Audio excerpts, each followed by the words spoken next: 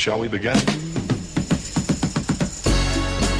This is Live Speak with your hosts Justin Gilson and Alan Quant from thedigitalcraft.com.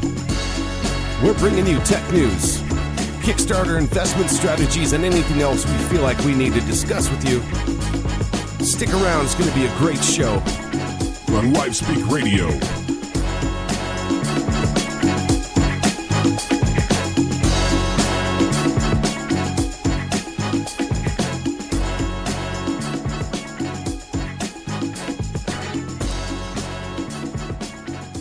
Welcome, everybody, to Live Speak Radio. I'm Justin Gilson, and as always with me is Alan Quant from thedigitalcraft.com. I hope everybody had a wonderful 4th of July for those that are celebrating it.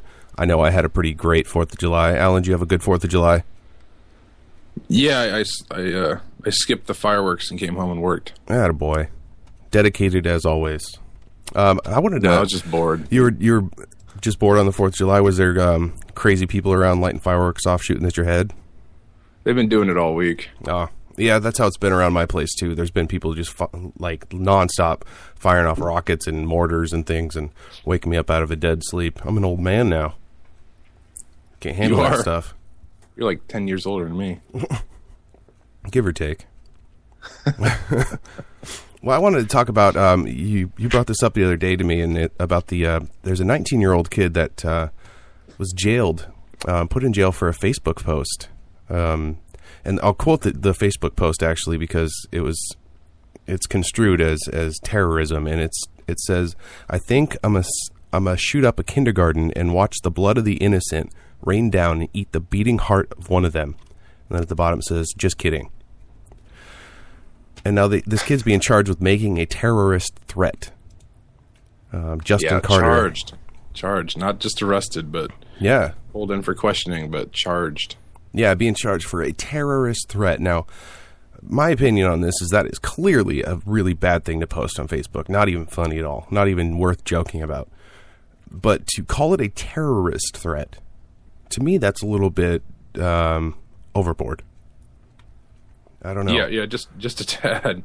Because, I mean, the kid, I've seen people, I know a couple people in school when I was younger, they would write on the bathroom stall or something about a bomb, and they had bomb threat or something, and they got expelled. Because it's not funny. But the FBI didn't come in and arrest them and then charge them with a terrorist threat. Yeah, I mean, when I was growing up, there was kids that I hung out with and associated with that had scribbled little pentagrams on their notebooks and "Hail Satan" and "Satan will kill you all," and now they're like lawyers. Well, yeah. I guess that's not much of a good stretch, but. Maybe one of them's a doctor. Maybe the balance is. Well, maybe the balance is out then. But yeah, it's a kid, obviously posting something that they shouldn't have posted, and it is a very rancid remark. Yeah. But even the second half of it, to anybody who's internet savvy, would realize that he's kidding. Right.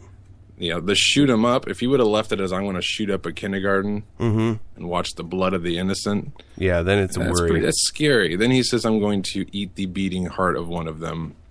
Right. Now, granted, if he was serious, that's scary. But that right there should tell you sarcasm, bad sarcasm. Definitely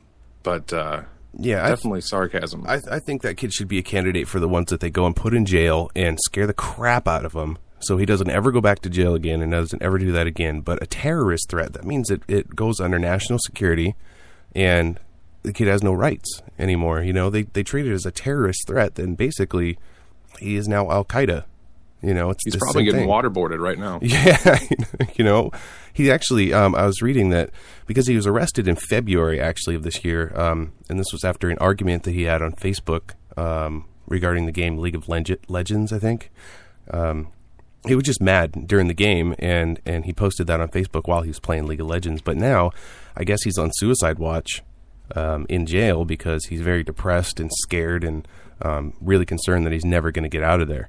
So, as a 19-year-old boy would be. Yeah, and exactly. A boy, he's an adult, but you're not an adult at 19. No, I'm sorry. He's playing League of Legends, for crying out loud. Yeah, like I didn't become an adult until I was like 31 and a half. So, well, a couple months ago. All right. Right. Yeah, that's about how I feel about it, too. I mean, yeah, he's 19, but I just don't think this extent of torture and harassment should be going on with this kid. I mean, his bail was $500,000. I mean, there's no way. His parents, his family, nobody knows could pay that amount of money to get him out. So he's sitting in jail and waiting his, arraignment and scared to death. Yeah, I mean, there's no doubt that something needed to be done about the post. But you're right. Scare him. First investigate him. I mean, maybe it is legit. Mm-hmm. Investigate him, but to ultimately charge him with a terrorist threat, that's bad. But we need to send a message to people that you can't just run around talking about I want to kill school children and eat their hearts out without some sort of consequence. But yeah.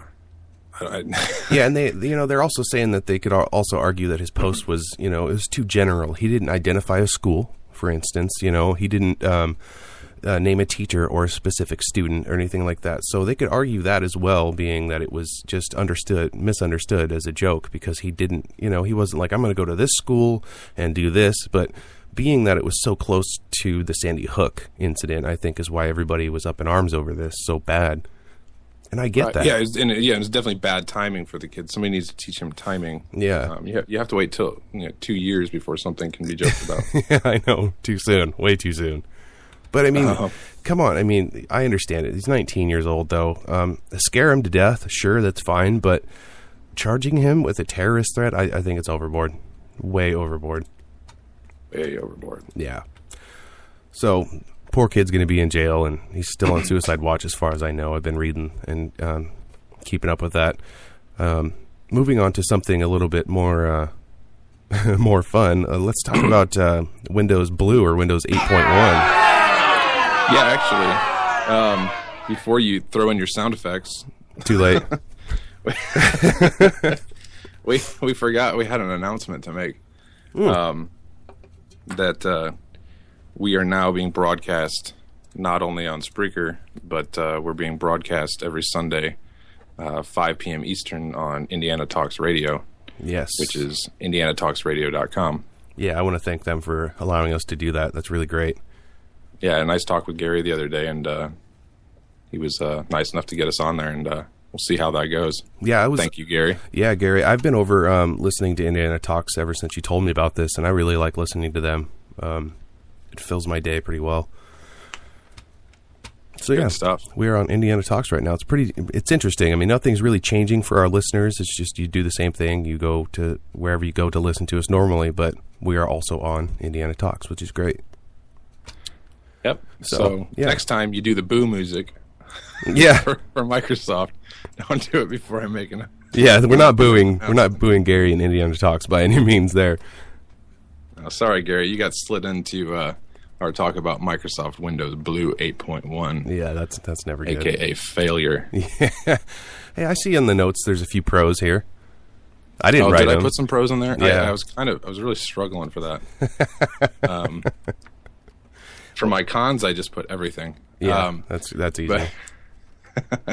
No, I installed it on 2 different machines. I have a touchscreen that has Windows 8 on it, and I have my newer laptop that seems to be stuck with Windows 8 on it. Oh, yeah. Without some MacGyvering. For those of you who are too young to know what MacGyvering is, look it up. It involves duct tape. Yeah, it is very difficult to downgrade from Windows 8 to Windows 7.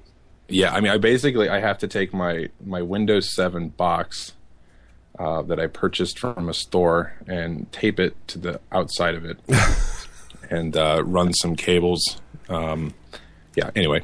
I bet that looks nice. Yeah, it's fancy. It makes my laptop look really slick. Almost looks like a Mac now. Nice. That's what you were going for. It is. Yeah, I wanted to be Mac-ish. But anyways, back on topic, Justin. Yeah, Alan, get back on it. So, I mean, you have it on a touchscreen and a regular laptop. So, I mean, what have you found as the difference between the two? Well, I'll tell you, I put it on the touchscreen because I don't actually use the touchscreen very often. Okay. I use that to do the things that I shouldn't do on a computer. that involve malware and things like that. That's my junk computer. Those of us who have more than one computer know what I mean by having a junk computer. Yep. But when they first released Windows 8, it was like $40, $30, $20. I don't know. It's something ridiculously low. So I said, whatever. I'll install it on there. I don't use it very often. My junk on there, my malware is not going to care. Yeah. Exactly. It might be the only thing that survived. So I put it on there, and then I get this new laptop, and lo and behold, it's got Windows 8 on it too. And of course, everybody knows that I'm frustrated about start menu and things like that. But I decided to test it on my touchscreen first. I got the Windows 8.1 preview, and I put it on there, and I saw some of the features that I liked. One of which was that annoying start screen is a little less annoying.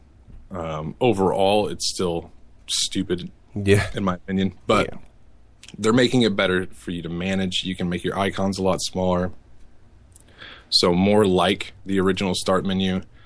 You can see almost all the programs that you want to get to right away. Oh, that's good. Much better without having these giant icons, or they call, quote, charms. Yep. Whatever. Hopefully that doesn't stick. Yeah, It's I know, stupid. right? It's an icon. Yeah. Quit trying to be fancy. So, I mean, you can rearrange things there, too. What's that? You can rearrange things better on there, too, right? Yeah, you can rearrange things. You can group things. You can manage those groups, label those groups. Those are all things that you could do in the first release, but you had to go to another mode to do it. Now it's really quick.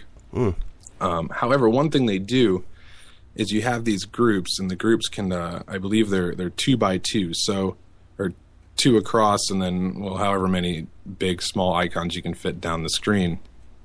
But you can't actually, once you have one group, if you wanted to say, I wanted to put my Adobe apps in a group, and those don't take up too much, so I had a whole bunch of room underneath. So I was thinking, all right, I can drag another group, and put some other random tools I use underneath there. Right. No go. Really? You get one group, and then a bunch of white space if you don't use the whole thing. I don't like that. Yeah, that's retarded. I mean, why not be able to put whatever you want wherever you want? Yeah, that's a big waste of space, which thus either you clutter all your crap into one spot, or then you're still stuck with this whole having to scroll horizontally, which I don't understand where they got that idea that people enjoy scrolling horizontal. Yeah, that's terrible. On a touchscreen. Touchscreen, yes. But with a mouse, or especially a trackpad, you can attest to this, it's just not good. No. I find myself using the arrow keys more than anything, and I'd prefer not to. Right. Yeah, it slows down your work. Everything, especially in my business, when I'm working on computers and fixing problems, every little thing that I have to go out of my way to do takes up time, and that adds up throughout the entire day of work, So it's really inefficient. I don't know why they've just missed the mark completely on Windows 8. And this 8.1 really isn't doing much different. They've added some swipes to it, so you can swipe down to get to your apps or swipe up to get to the desktop. But if you don't have a touchscreen, then what do you do? Yeah, and before we just clicked on a button and they were all there. Yeah. And no swiping, no touching. And something you and I were talking about the other day is that Windows almost seems to want to go de-evolve. Because if you think about it, we've been using a mouse forever. And you know what? The beauty of the mouse is not necessarily the item itself. Sometimes they're kind of ugly looking. But the pointer is I'd say roughly, 2, 3, 4 pixel point. Yeah, it's very accurate. It's very accurate, yeah. I can move my mouse. As long as you get used to using a mouse, you can move that thing around. You can point with it. You can even draw with it if you've been in graphic design long enough, and you're not a fan of the Wacom tablets, or Wacom. I call them Wacom. That sounds more fun. Wacoms. But if you're not a fan of using the tablets, you can learn how to use a mouse really well because of that pinpoint precision. Yeah, that thing. Say it for me, Justin. Precision. Yeah. Yeah, absolutely. But now we're going all Neanderthal, and we want to use these big stubby fingers. Yeah, and even me, I've got long, slender piano fingers. Yeah, and they're round on the tip. Right. It's still like I can't imagine somebody who's got real stubby fingers trying to get around on there. Like that is far from accurate. That's why they had to make these giant icons. Yeah, you're right. Charms. I need to tap on my charm. Yeah, you got to beat on your touchscreen to get to anything. Right. So I don't know. I don't know where they're going with it. Like on a tablet and things like that, it totally makes sense. Most of the time you're using a tablet, you're on the go. Or not maybe most times, but I mean a good portion of the time, especially phones, you're usually on the go. And sadly, most people are doing this in their vehicle, whether driving or a passenger. And if you're going to make decisions with your phone while driving, then yeah, it makes sense. Big buttons, right? That clearly state, click this now, drive. Mm-hmm. You know, yeah. That should be the subtitle under every button. But what I don't get is if it's. I've always lived by this. If it's not broke, don't fix it. And it seems like Microsoft's like, well, let's just fix everything, even though it's working perfectly. Let's just change it. The mouse. There's no need to change the mouse yet. It works fine. Until there's something more accurate than a little pointer. I mean, why go backwards? And that seems like what they've done with these charms and all the and I can attest to this not broke, don't fix it thing, because I have a Windows 7 tablet, and it's great. Maybe it's not as slick and sleek and slimline as the newer Surface tablets, just because I got mine a few years ago. But it's got a solid-state hard drive on it. Windows 7, not Windows 7 Starter, not Windows 7 strip out all the good stuff. Right. Just Windows 7 Professional. And had I not dropped it and broke the screen, it was amazing. It was an amazing computer. But even so, I've had this thing running. It's hidden somewhere. I don't even know where it's at. It's underneath my desk somewhere. It's my server here. Yeah. I said, screw it. It's got a solid-state hard drive. I'll run it as a server.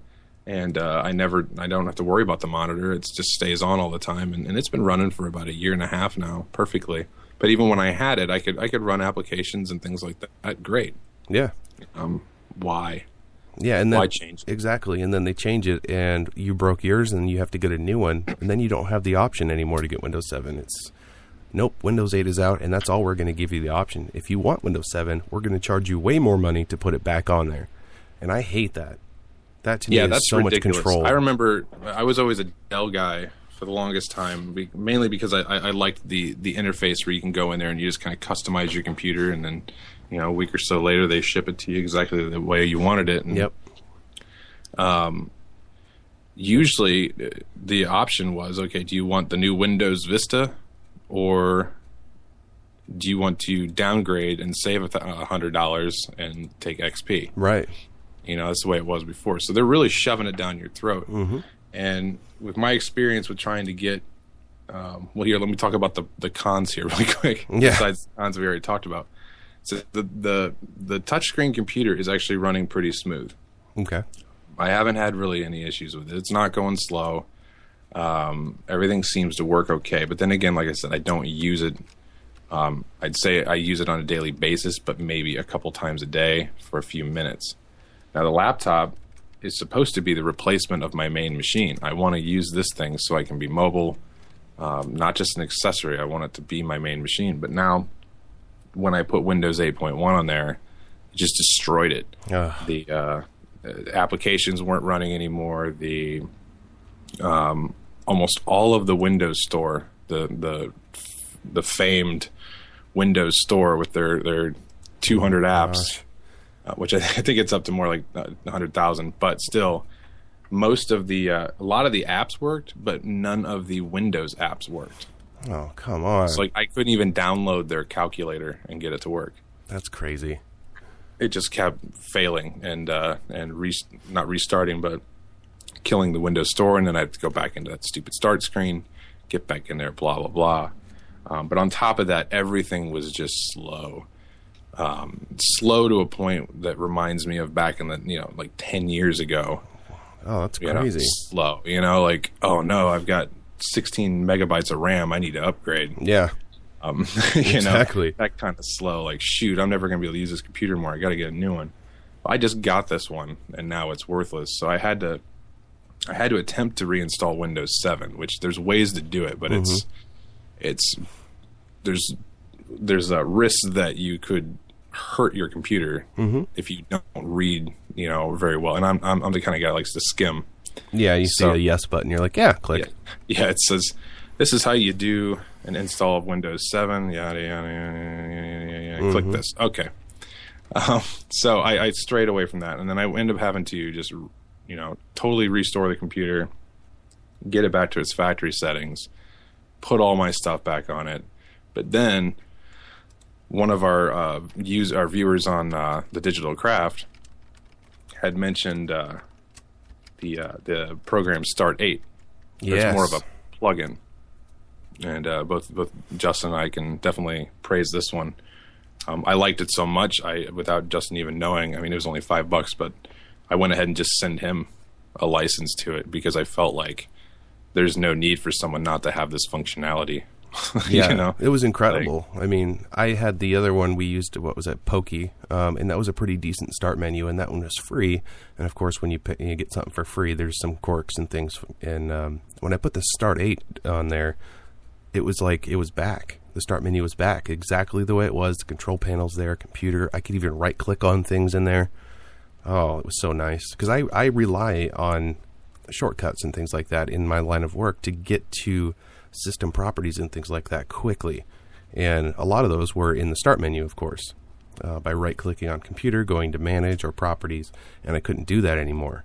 And when, Windows 8, you have to go either hit the Windows key and start typing control panel, or, there's so many roundabout ways to get to places. It was annoying. So that's a really great start menu to have.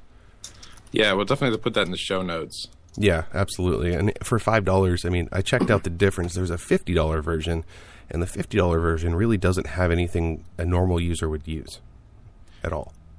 And it's important to note too that even the $5 version has some customizations and things like that you can do. You can make your own icons and things like that. But what's beautiful about it is, unlike Pokey, where it's kind of Pokey was kind of their own interpretation of what a new start menu could look like, so it took a little while to get used to it. Right.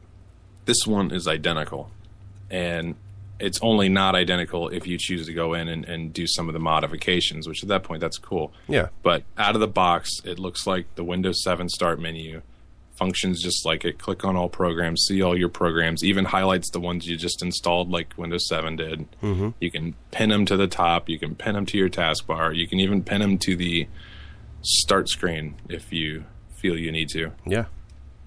So, yeah, really nice. Now, important to note, if you upgrade to Windows 8.1, I don't know if there's a way to get that stupid start button off. Oh, that's right. Now that they put it there. So you're going to end up having two start buttons if you use Start 8. So leave it to Windows to put something on we don't want and then not allow us to take it back off. Yep. Just like pretty much everything else in Windows. Yeah. But I think that's probably enough ranting about the Windows. Yeah, we're not happy with it. And lastly, they shouldn't have put it out. That's all there is to it. They shouldn't have put it out yet. They should have tested it, and they should have split it into two operating systems, one for the tablets and one for desktops. That's, no, I don't use the Metro. I'll never use it. I don't see it ever. There's no need for it. It's crap. That's my opinion. Yeah. Our producer's telling us it's been 20 minutes. We need to move on to the next segment. Let's. We didn't hire a producer, but he's here. Yeah, exactly. He just shows up. Yeah, whenever he wants. But I'm still waiting for that intern to bring me coffee, but we never paid him. Well, there's your problem there. I pay my interns, so I get whatever I want. I need to move to Washington. I pay them in pizza, but they like it. It's fine. No, let's run to a quick commercial break here, and we'll come back and go back and a few more news stories that we have here. Does that sound fantastic to you, Alan? That sounds marvelous. Okay, we'll be right back on Live Speak Radio.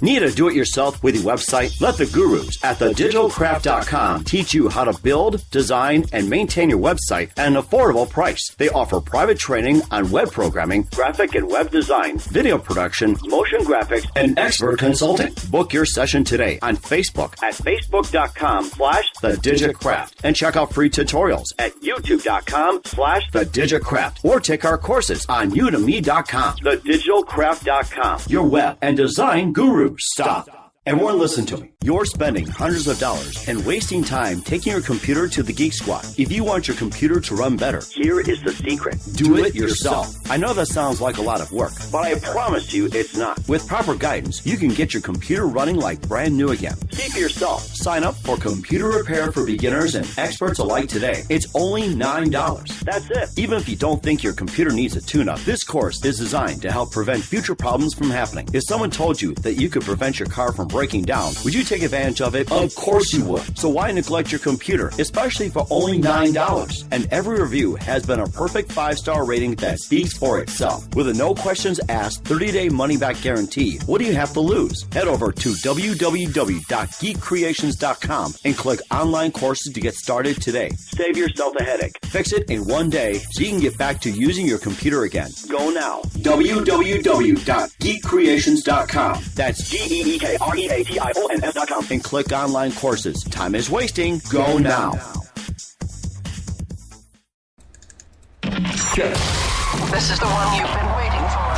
Justin the Geek. Check this out. Fire. Assume the position. Mixing it up. Welcome back, everybody, to Live Speak Radio. Before the break, we were talking a little bit about Windows 8 and went on a little bit of a rant. The producer came in and kicked Alan and told us to get going, so I thought we'd move on to some other things. I found a few things on Gizmodo, or I go to Gizmodo all the time to see new technology and things that come out like that. And I found a really, really cool video. I won't go into it too much, but it's the history of aspect ratios in with movies and TV and things like that. Because we all hear the numbers, 16 by 9, 4 by 3, and we don't know what they are. Most people know of widescreen and standard anymore. And this video, it's an 18-minute video. It explains it beautifully of how they even began. And way back in the day, it began with film. And when film was being used mainly, it was actually how many perforations were on the right side and how wide the frame was. So if it was 4 perforations high and 3 perforations wide, then it was a 4 by 3 film, which is really cool because I had no idea about that. And then it talks more about that and how the aspect ratio history came about, how old 4:3 movie theaters actually birthed the 4:3 television sets, which stopped people from using or going to the movie theaters. So the movie theaters in turn had to come up with something different, and that's where widescreen came in. So there's a bunch of different things in there, and like you saw a little bit of it, Alan, when they were talking about how the theaters didn't really do widescreen. Yeah, you actually you sent that to me when I had like 10 minutes before I had to teach. And it was an 18-minute video, and I decided I was going to be late to teaching. I was so into it. It's good. A lot of it was stuff that I had already learned from college. We took a class. I'm going to pretend that I remember what it was called, like TVs, movies, and the internet, or something like that. And we had to learn a lot of history about film and TV and things like that. So, but I don't remember them really talking about aspect ratio in general, but I do remember them talking about the different formats using like Cinerama and things like that. And Cinerama, if I remember right, is the one that came out to kind of wow moviegoers, where you had this almost half circle screen, and they had to have 3 projectors to display the entire image. Yeah, that's right. And they were cross projectors, which they weren't just shining next to each other; they were crossing through each other, like an X. Yeah, it's crazy.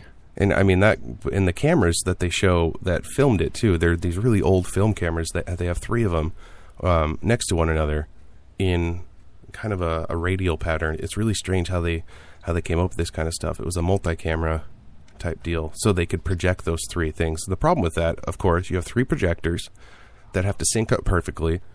If one goes out, then you lose the middle of the screen. A lot of problems with that stuff, but that was big. That was new when it came out. So it's... Yeah, I mean, compared to some of the earlier motion, don't even really remember what to call it, but kind of animated movies where you actually had to... They'd have like a box. I think Kodak had one, where you just... sometimes they just have them in like convenience... Or not convenience store, but like department stores where you just... walk up, you stick your eyes in these little binoculars looking things, looking into the box, and you can see a little film play. And it was a silent film. It was before the talkie films came out. Yeah, that was I remember the Eastman Kodak, and that was called a kinetoscope. Yes, that's right. And that was the start and stop kind of experimentation where they would just basically flip through a bunch of stuff, kind of like a flip book. Yeah, and then but then moving forward, we get to this what they call the widescreen wars, and that's where we talk about the whole Cinerama thing with the 3 projectors, and then the 4.3. Now that it was available in your home, you could watch TV, you could watch movies, things like that. The movie theaters are starting to think, well, we got to do something different. We got to get people in here. What are we going to do? Yeah, because if they can sit in the comfort of their own home and watch this same film with a lot of the same technology, I can't imagine the stereo systems and things like that were too incredible in the theaters. So it wasn't like a huge stretch to go home and watch. Turn the lights out, turn the stereo up pretty loud, and there you go. Yeah. So that's when they started coming up with these weird, unique ways to do it. And then that was I think it says 8 months after Cinerama hit the screen. I think in 1953, Paramount released their first flat widescreen film, and that was actually the film Shane, which was actually shot in Academy ratio, is what they were calling it. And that wasn't really widescreen, but that's the one where they chopped the top and the bottom of the image off to make a 1.66 aspect ratio. Right, so it wasn't an actual widescreen. No. People got excited. They're like, oh, wow, we get to see more of the screen, more to the left and the right, but really they were just trimming off the top. Yeah, and they replaced the standard 30-foot screens in the theaters for a 50-foot. So it was like this whole new experience of this giant screen, but nothing really. They just chopped the film off from the top. Well, and on that same note, what happened was when they increased the screen size, the quality of the video went down because they're trying to stretch,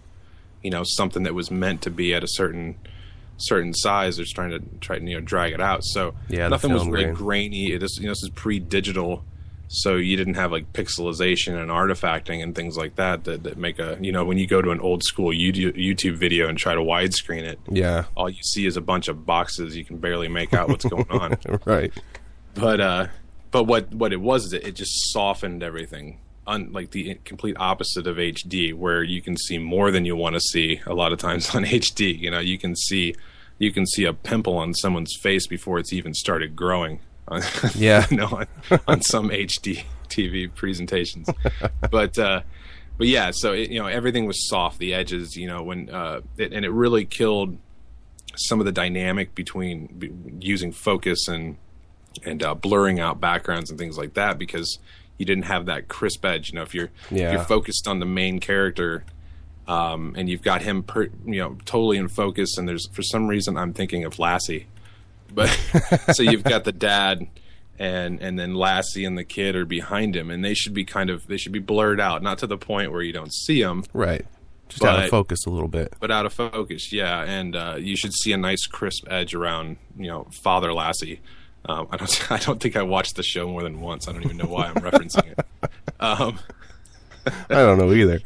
But yeah, so it kind of killed a little bit of that quality, and that's something I learned when I started getting better cameras. Not having a lot of experience. I mean, outside of my general ed with film, understanding that there's more to shooting something than just zooms and pans and things like that. You can do an entire scene looking at one scene, not moving the camera, but have it look beautiful because you're changing the focus between the person in front and the person in back, and you're going off, back and forth. Yeah, that's the depth of field. Right. And so you definitely lost a lot of that when they started making the screens bigger. Yeah, and I mean, it moved on to where they decided it wasn't so much about the screen or the film, and then people decided it was more about the lens of the camera and being able to get more into the film itself. And they came out with the anamorphic lens, and the process with that Fox called the CinemaScope, and that was in the first use of that was in 1953 as well. So all this stuff's happening in 1953, and everybody's just trying to get the best thing that's going to make them the most money in their theaters. And the movie The Robe which of course went on to be a huge hit. That was the first time CinemaScope was used, and that was at the time was the winner because of that anamorphic lens. Yeah, and I believe it was that one, and there's a couple of them. But what ended up happening, IMAX was another culprit for this for a while. It became so incredibly expensive, to shoot with this, kind of custom film that a lot of these died off. IMAX is one of the few that stuck around. Yeah. I think just with technology becoming more and more available, now almost every big movie theater has one IMAX theater in there. So the justification of shooting something with IMAX film is a little better. But one thing some people don't even realize, people who know film and things like that understand, but if you actually look at a film strip, there's a lot of real estate being taken up already. Mm-hmm. I can't remember if you already brought this up, but when they switched to widescreen, what they realized was before they were doing the shots stacked. So if you laid the film in front of you vertically, each shot came after another. But then they realized, wait a minute, we can actually get more width if we turn the film around and lay the shots out sideways. Right. But not only do you have the film on there, or the exposed image there, but you also have to have these tracks. Yeah, the audio's got to go in there. Right, the audio's got to go in there. And man, if you're doing, surround sound, things like that, that's a lot of real estate on that film. So the film has definitely changed a lot. But yeah, the moral of the story is that the reason why widescreen really became prominent and the reason why we now have them all in our rooms, or our family rooms and living rooms, is because the theaters got scared. Yeah, basically. They got to keep people coming in somehow, and that's how it is today. That's why they have 3D now. Yeah, which that'll die off. Well, yeah, and that's what's keeping people going to the theater now, because if a brand new movie came out and went straight to DVD and they didn't, and it was HD or Blu-ray or something, and it didn't have the option to go into a theater, I think people might be okay with that to a point. But for now, the 3D is keeping people going to the theater, and the popcorn, of course. Yeah, gotta have the popcorn. You mean the taking out an investment loan to get your popcorn? Right, and selling your house to get the candy with it. Exactly. Yeah, I watched I'm sure we're going over here, but you and I both watch Brain Games pretty religiously. Yes. And did you watch the one about I can't think of the title of the episode, but where they showed the people in the movie theater discussing or choosing which popcorn they wanted, and they put two choices in front of them. They had small and a large, and the small was like $2. The large was like $5, and it didn't look like a huge difference as far as what you get, and most people chose the small. Right. So then what they did is they pulled in another group of people. They added an extra large, or like the grande size. And it looked a lot bigger, but there still wasn't much real estate in there. But instead of marking up the price really high, they kept the small one at $2, the large one at whatever I said, like we'll say $3.50, mm-hmm. and they made the extra large one $4. So naturally, you will gravitate towards the large one. So the majority of people bought the large one because it looks like a better deal. Yeah. Compared to the small one, but in essence, it's really not. Your wallet's still empty. Yeah, that's and you leave with like 3/4 of a thing of popcorn. Exactly.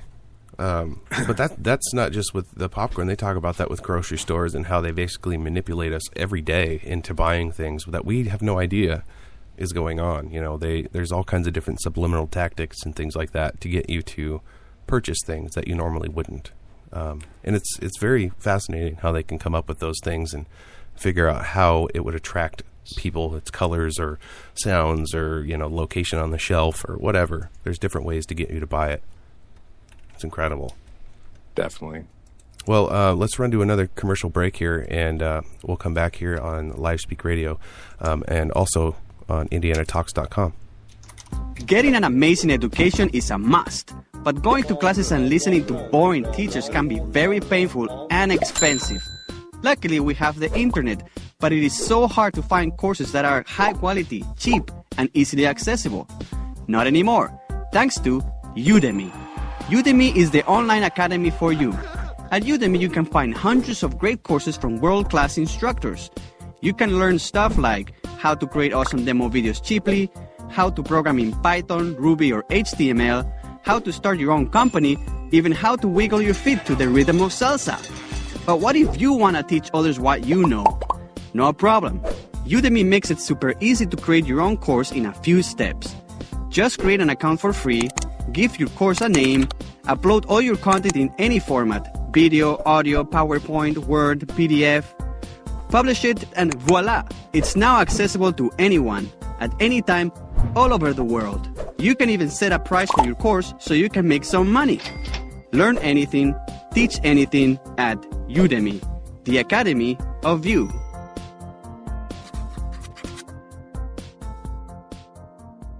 Do you like the sound of my commercials? Do you want a commercial? Do you want to play it on your show? Then head over to Mike Wagner at Fiverr.com. Get yours produced now. www.fiverr.com/mwagner. Get fast, friendly, professional commercials at an affordable price. You provide the script, or we will write one for you. Tell us what special effects you need, or we can add them for you. Check out our features to make your commercials sound great. Go to www.fiverr.com/mwagner and get your commercial done today. www.fiverr.com/mwagner. Also affiliated with www.mikewagnervoiceover.com. Justin the Geek. Break it up. On the ones and twos. Welcome back, everybody, to Live Speak Radio. We're broadcasting here again on Spreaker.com, also simultaneously on IndianaTalks.com via Live 365, which is very fantastic. First time ever doing that. I wanted to move on to another topic here that we've talked about sort of before with other companies and cell phone companies, things like that, selling our information and our personal information. AT&T has just joined them. So not only is Verizon doing it, but AT&T has also joined Facebook and all these other ones. They're selling our smartphone data to the highest bidder. So it's beginning to be a little bit creepy with no matter what you do. And I'm actually feeling kind of lucky because I have a really crappy phone. I don't have a smartphone, so I don't have that big data thing. My phone just calls and texts, which I'm not saying they don't have that information. It's just they don't see what I'm going on the internet looking at or, purchasing or what bank I use or things like that. Well, and what kind of information is it that they're taking? Well, I mean, I imagine it can't be that deep. The company, otherwise they wouldn't publicize it. Yeah, well, the companies, they're claiming that they're going to change their privacy policy in the next few weeks, and it's said to, quote unquote, deliver more relevant advertising to the users based on which apps they use and their location, which is provided by, of course, GPS tracking. Now, I don't know if you can believe that. I'm a conspiracy theorist, of course, and I don't know what else they're going to take.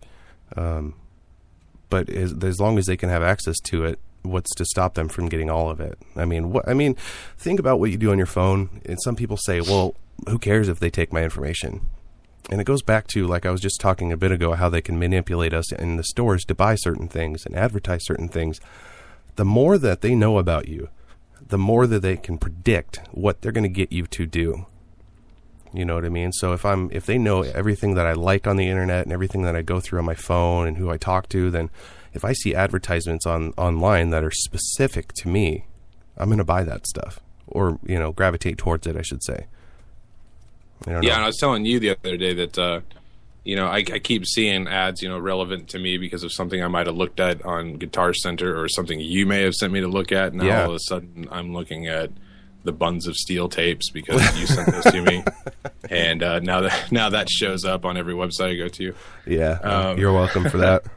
Yeah. But in my mind, it would be more relevant or more, it'd be better for them to show things like milk, eggs. Yes. Things that I could use. Toilet paper. And then I'm like, shoot, I can't work right now. I'm out of toilet paper. I got to go run and get toilet paper. And then I'm going to go to toilet paper and I'm going to end up buying milk. I'm going to end up buying Lunchables because those are a waste of money. But I have kids. And some Hot Pockets. Easy. and some Hot Pockets, and maybe if Justin's around, I'll give him some Totino's pizzas. That's and right. All of a sudden I'm spending a lot of money. But you flash a $800 item at me, I'm just going to go, I wish I had that. Right, exactly. Moving on. Yeah.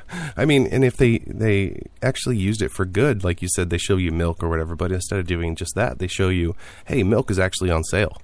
Here's a great deal 5 miles from you where you could get milk cheaper than where you usually go. I'm going to go do that immediately. And they're going to get that money out of me. And then, of course, like you said, impulse buys. I'm going to buy a bunch of other junk while I'm there. But it's like the Wall Street Journal wrote back in May. They said, instead of merely offering customers a trusted conduit for communication, carriers are coming to see subscribers as sources of data that can be mined for profit, a practice more common among providers of free online services like Google and Facebook.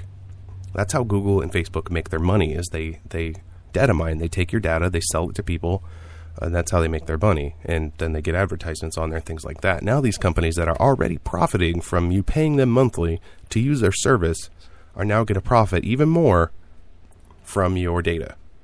So, yeah, now if I could see a price decrease in my plan, which, geez, that would be nice. Right. That would be great. I mean, I went into Verizon to try and change my plan, and it was ridiculous. It was going to be expensive no matter what. I could shave $10 off if I wanted to decide I don't want a data plan on my phone, but then my wife's phone still has one, so our price is still humongous. So $10, well, whatever. I'll just keep the data plan. Even if I took all the phones we have, which we do have an abundance of phones, but even if I took them all off except for hers, we're still paying probably $150, $180 a month, and it's ridiculous. There's a lot of other things I could do with that, like buy more Red Bull or spend more PayPal money. Yeah, more electronics. Useful stuff. But it's go just to Sweetwater and waste a ton of money. Yeah, exactly. I don't know. It's to that point now where some people think, who cares if they take my money or my information? I just don't think that people should be profiting off of me in that aspect. I'm already paying you for a service that should be relatively cheap if you weren't already greedy. And now you're going to make more money off of things that I'm accidentally giving to you, basically. So, yeah, I mean, honestly, we should be paid as consultants in a way. I mean, because I really don't care what information they take from me. I mean, they already, your phone company already knows everything they need to know about you. Mm-hmm. Your text messages are logged, things like that. So if somebody really wanted to, they could go in and find out whatever they wanted to know about you. Mm-hmm. But if they're going to use it for profit, like you said, then we should get some sort of consultant fee. There should be a waiver. When we sign up, we should be able to check a box, just like when you sign up for anything, and it says, would you like to receive text alerts or email messages about new products and things like that? There should be a checkbox like that. Would you like to be a part of the profit sharing program or whatever? Right. Because you and I sign up for things like that with like Udemy.com and things like that. When we put our courses up there, we have the opportunity to become part of their what do they call it? Their partner program. Yeah, their affiliate network and things like that. Yeah, their affiliate network. So we sign that. We take I don't even know what it is, but a small pay cut in return for them to take our stuff and advertise it wherever they want, which then in turn, hopefully it makes us more money. But either way, if it does make money, if somebody buys our course based off of what they did, yeah, they make money. But we also make money too. Right. Because we're the providers. And even though your day-to-day use of your phone may seem really mundane and things like that and not interesting, it is important data to these people. So, yeah, give me a consultant fee. Exactly, or let me opt out of it at my choice. Exactly. But they're not giving that choice. And I think it just bothers me. It's that these companies already make so much money. Facebook and Google aren't exactly broke, and they're making more money off of our information. So I don't like it whatsoever. But that's AT&T. There's nothing we can do about it. That they're going to do what they want to do, just like Microsoft. Moving right along, there's another interesting story for those out there that own a PC, which is a good majority of people. There are 2 malware programs out there that actually are helping each other stay on computers. They're getting that's smarter. Sweet. Yeah, this one's actually, it's called VOBFUS or VOBFUS, VOBFUS. It was detected in September of 2009, and it's still around. It's known as a downloader or a program that downloads other pieces of code. So once this VOBFUS infects a computer, what it does is it downloads from a remote command on control server this program called Bbone, which is another kind of downloader that installs other malicious programs on a computer. So those two work together, downloading variants of the other that are not immediately detected by antivirus products. When they are detected, only parts of them get removed while the other ones are downloading. So they're very difficult to get off of your computer. And these malware, they just put junk on your computer. And the stuff that goes on your computer with malware can detect your information. It can put keyloggers on your computer. It can track all your website traffic and things like that. Or it could just infect your computer until it shuts off, which I've seen many times. And it runs auto run. So if you put it into your flash drive, you plug in a thumb drive or something like that, it can get right onto that. And then the next computer that you plugged into, say work, like everybody does, then you infect your entire network at work. It's kind of like an STD. It's kind of like an STD, exactly. That's how I think of those malware and viruses and stuff like that, just like something terrible. It's a plague. And these people do it not to profit really off anything, just to cause havoc. So that one, beware of that. Make sure you have an antivirus program, a good one, not a free one. Maybe pay for one if you're really interested. Me personally, like we were talking, Alan, I don't really do much on my computer to get viruses, but again, you don't have to do much. If you're plugged into the internet, there's something trying to get into your computer. I guarantee it. Usually it's you. Yeah, exactly. You're like, hey, I can see you right now. It's creepy, isn't it? But, I mean, get an antivirus. Make sure your computer's, I hate saying this for Microsoft, but make sure you're running Windows updates, because they do give you all their security updates after the fact, usually. But at least you'll be up to date, and don't click on things that you don't know what you're clicking on. If you get an email from xjxb23@hotmail, pretty sure that's not your friend named John, you don't need to be clicking on it. That makes no sense. So don't click and download things that you don't need to. Yeah, and ultimately, just even when you're Google searching and things like that, I know people that, I get, even though I'm not a computer repairman, for some reason, being the computer guy in the family, I am now.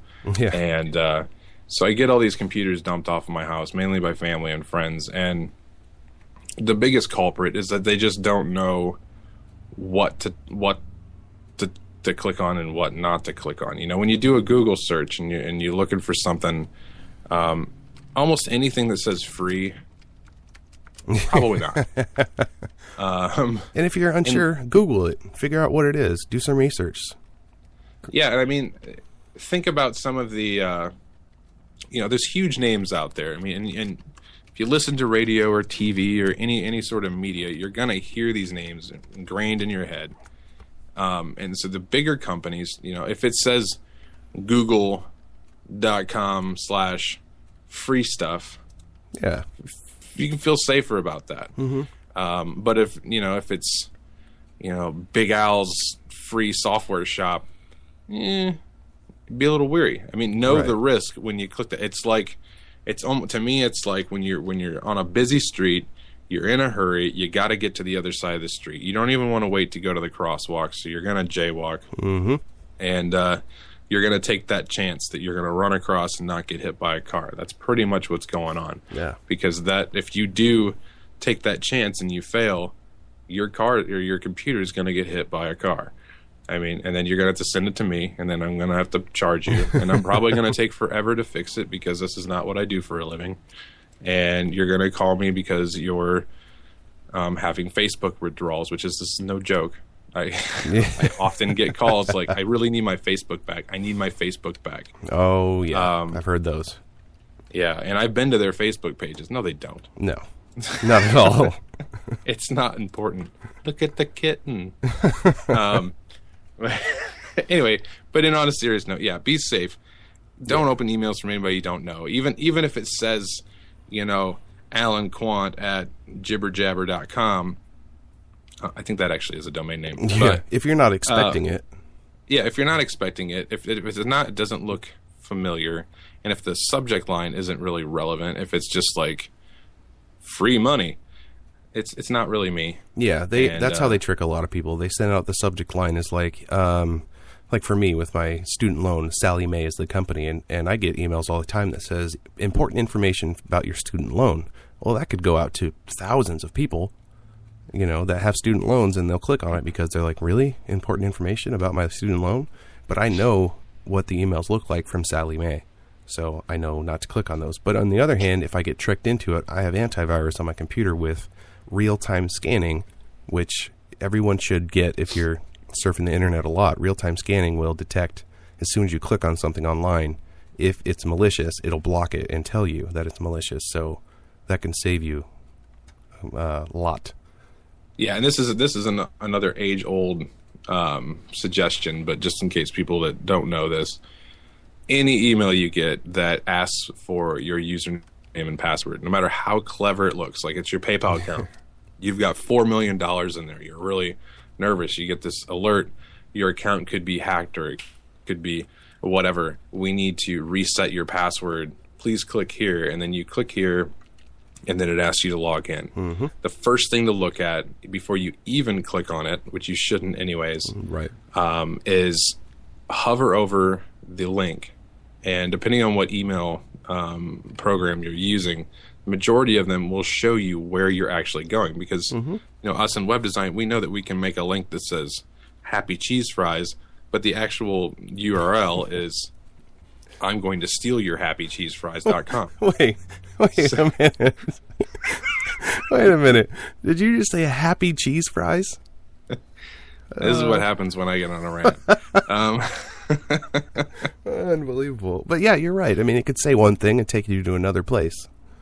Yeah, and so the moment you realize it's not taking you where you want it to go, PayPal is a very, very, PayPal is a great company, but it's very notorious for getting those hacked emails coming in. So you'll see, your PayPal account, blah, blah, blah, blah, blah. And even if you look at the sender, a lot of times it'll be like Joe Schmo at PayPal, funstuff.com. Some of which are even bold. Joe Schmo at PayPal stealingyourstuff.com. Yeah. But you're so used to it that the email looks legit. Well, they have the PayPal logo in there. Yeah. I'll give you a quick example of that too, because this happens a lot if you sell things. I went to a while ago. I went to go and sell my ex-fiance's engagement ring on Craigslist and some other websites and whatnot. And I had immediately got some people like, "Oh, I'll give you the exact amount you're asking for, plus shipping." And I'm like, that's weird. You're not even going to haggle with me. But I talked to one person, and I even chatted with them to see if they were real, and they were talking back. And I got almost taken from that because there was an email that came to me. She asked for the lady I was selling it to, or guy, whatever it was, asked me my PayPal email account. I was like, that's harmless. Okay, they can't get into it even just with my email address, I thought. So I gave her the email address, and I went to check my email, and it says you have funds waiting for you in your PayPal account, but we cannot release them until you give us a tracking number for the package that you're sending. I'm like, oh, okay, they got to know that I'm sending it. That way, you're not ripping somebody off. So I went to the post office. I overnighted it to this person, and they were going to pay me for the shipping. So I paid like $75 for overnight shipping and insurance on it in case it got ruined or lost, and overnighted it, got the tracking number, went and sent it to them. And nothing. I went and checked my PayPal account. There was nothing there, and contacted PayPal, and they said there's nothing waiting. We don't do that. That's we don't actually require a tracking number. So I went back and looked at my emails, and I found an old PayPal email that was original from PayPal when I signed up, and then I found the one that was being sent to me saying that I had money waiting for me. And I checked really closely, and the email address was service at PayPal.com or something like that. They don't use a service address for that. And secondly, I got even further deep in there. Even though it said service at PayPal.com, the actual email was like John Rainey at gmail.com. And that better not be his real email address. I know, right? But I don't know how these people get away with that. They've made it so they use their own email address, and then what showed up in my email was the name service@paypal.com. And I know you can do that. Well, that's clients. Something people need to know too, is that we with PHP and things like that, you can send an email using a script, and you can mask the sender. Right. So I can make it, info@PayPal or accounts@paypal.com. But really, depending on the email program you can kind of click a box down and find out what it really came from. Mm-hmm. Or if you can look at the email headers and find out where it really came from, or at least what server it came from. If it came from MohammedBoogly.com. Right. And that was another thing that I found in the emails too, in the header. Tracking it down and tracking the IP addresses, they actually came from somewhere in like New Mexico or something, and PayPal was not in New Mexico. So there was a lot of things that I found after the fact. What I was lucky, and what scared me to death, this was a $3,800 ring that was on its way to New York, and I figured this out in the dead of night in my sleep. I literally woke up and thought something's wrong, and so I started going through the emails and found that out. And about 2:30, it was about 2 a.m. I think, because I had to call. I couldn't call anywhere here, no UPS stores here to stop the transit because nothing was open. So I actually called New York to a UPS store there, and a guy that was working there was nice enough to give me the warehouse number there. You can't just find that number. He gave me the warehouse number of the UPS location there. I called them. They were able to get a hold of the driver and stop it from being delivered. It was literally 10 minutes away from being delivered. So I almost lost a $3,800 ring because I got fooled into thinking that it was a real legit thing. And that happens. Yeah. Now, Justin, guess what? What? We are going to, in the Indiana Talks broadcast for the moment, but we're going to continue on Spreaker. Okay, that sounds good to me. So we want to thank Indiana Talks for having us on here. Yes. And again, next week. See you guys next week, or sort of see you. Yeah, sort of see you, hear us. Speak to you. A little of that live speak to you. So, yep. Thanks, Gary. Thanks, Indiana Talks. And those of you listening on Spreaker, we're still here talking about nonsense. Yeah, absolutely. In fact, it's a good time to go to a music break. You want to throw some Left Lane Cruiser on? Does that sound good? That sounds good. That's local. Okay. Yeah, we'll play some Left Lane Cruiser here. This song is actually called Pork and Beans. It's my favorite. So we'll be back on Live Speak Radio.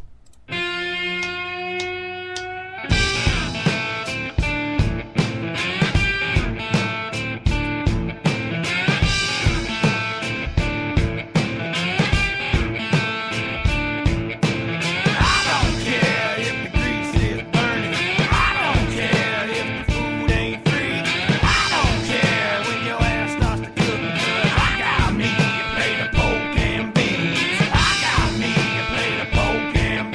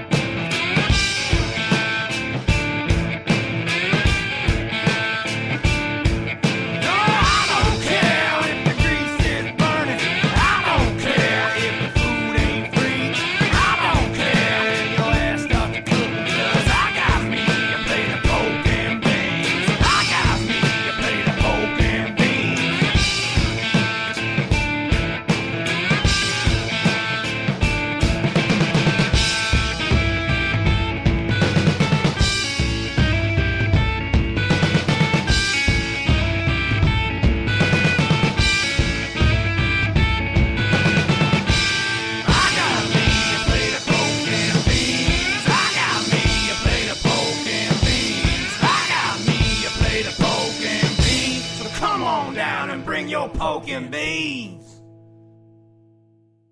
You're listening to Live Speak with Justin the Geek every Sunday at 2 p.m. He's bringing you amazing courses from great instructors on Udemy.com. Lots of tech talk, phone calls, and much more. Live every Sunday of every week. This is Live Speak.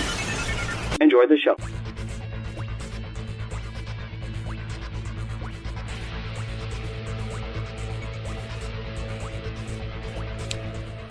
Welcome back, everybody, to Live Speak Radio. Again, I want to thank IndianaTalks.com and Gary for having us on there. We'll be on there again next week. That was really great. We didn't have to do anything. Even better. Actually, you did. Alan, you had to do something, but I didn't.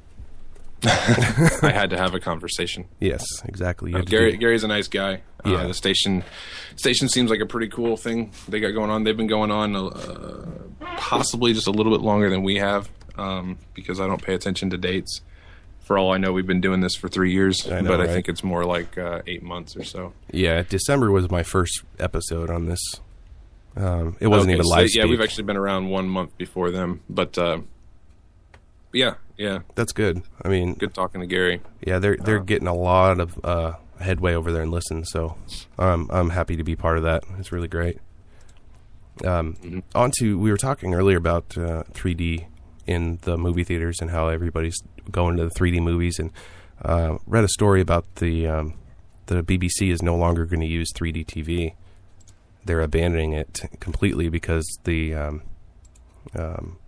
nobody cares. Yeah, that's basically it. Nobody wants to get 3D TV anymore. The specs are just, it's about you got to have the glasses. If you lose the glasses, you got to pay more for glasses, and the quality's still not that great, and it's just not worth it. And even TV manufacturers are starting to halt the process of making 3D televisions anymore. Yeah, and honestly, I like the I like smart TV. I think that's got a long future. But more than that, it's like, I know this is going to sound Americanly lazy, but I don't even want my remote control. I mean, one, I lose it all the time. Right. Batteries die, whatever, buttons start not working because you're button smashing. And I like what, I don't actually know who's doing it, but somebody's out there working on a system where you can just use your hands to kind of swipe. And I'm not talking about going all the way up to the TV screen because that would make me not lazy. Sitting on your couch, sticking your fingers out and going swipe, swipe, tap, making gestures for channel 8 or something. Right. Yeah. And almost like a Wii remote, only you don't need the remote, just your own person. Yeah, exactly. And they'll use the sensors kind of like a Kinect for the Xbox, and it'll just detect your movements and things like that with the infrared or whatever. And they're going to need a kid filter, because if my kids are running around the room, it's going to totally screw up my show. It's going to just flop around from show to show. My suggestion then is to go ahead and just get the stealth bar, because the stealth bar only has buttons for up and down. Oh, man. For those who don't know, the stealth bar is a fantastic Kickstarter that did not get funded. It was just a remote control that looked like a stealth fighter jet. And we talked about that 2 shows ago, didn't we? Yeah, it was made out of duct tape, I think. I don't know. Looks like a space turd. But every once in a while I thought, man, my kids are driving me nuts. I'd like to throw a space turd at them. Yeah. But where do you get a space turd? Only on Kickstarter. Now we know. Yep. Now we know. And it's stealth, so they wouldn't even know it was me. I could be like, oh, no, it was my wife. Totally undetectable. Exactly. Yeah. Like the wife threw it, not me. You saw nothing. And while you're at it, can you use the bottle opener to open my Coca-Cola? No, perfect. Yeah, I forgot about the bottle opener. Yeah, it seems to be the object of choice to put in. If you have to make a tool of any kind and you have to make it accessible and have more than one function, bottle opener. That's what you got to go with, because it's easy. But love it. So yeah, no more 3D TV. Onto the new Xbox One. It's the next generation Kinect that's going to be required on the Xbox One. You have to have that. It's going to be actually used for not just voice and movement, but advertising. It says the live advertising team from Xbox, the Kinect-based controls will also be integrated into the native advertising shown on the Xbox One dashboard. So now, while you're playing your game and you're waiting, an advertisement for the picture they actually have, it's kind of funny, it's for Bengay, but it'll come up and ask you, would you like to read more about this? Would you like to buy this or watch the video or something like that? It's only $3. So now they're adding advertisements into their games, as if advertisements on YouTube weren't annoying enough. Now you have to have and this is for paid games? Yeah, this is you pay for the games, and then I pay like $70 for I can't think of a new game because I'm old. Yeah. For Duke Nukem. Yeah. And Wolfenstein original. And while I'm playing it, even though I paid a lot of money for it, they're going to slap ads all over it. Well, basically, they're saying that it's just on the dashboard before you play your game. But I don't know how long that will happen. That'll be everywhere, I think. If this is Microsoft, right? You said? Yes. If they were smart, which we obviously know they're not. They're losing in that category. Yeah. Pardon my dogs. Apparently, you said Microsoft. Yeah, they got heard excited. They're like, get Windows 8 off my laptop. But if they were even my dogs have computers. Yes, exactly. And Facebook pages. One of these days. Yeah.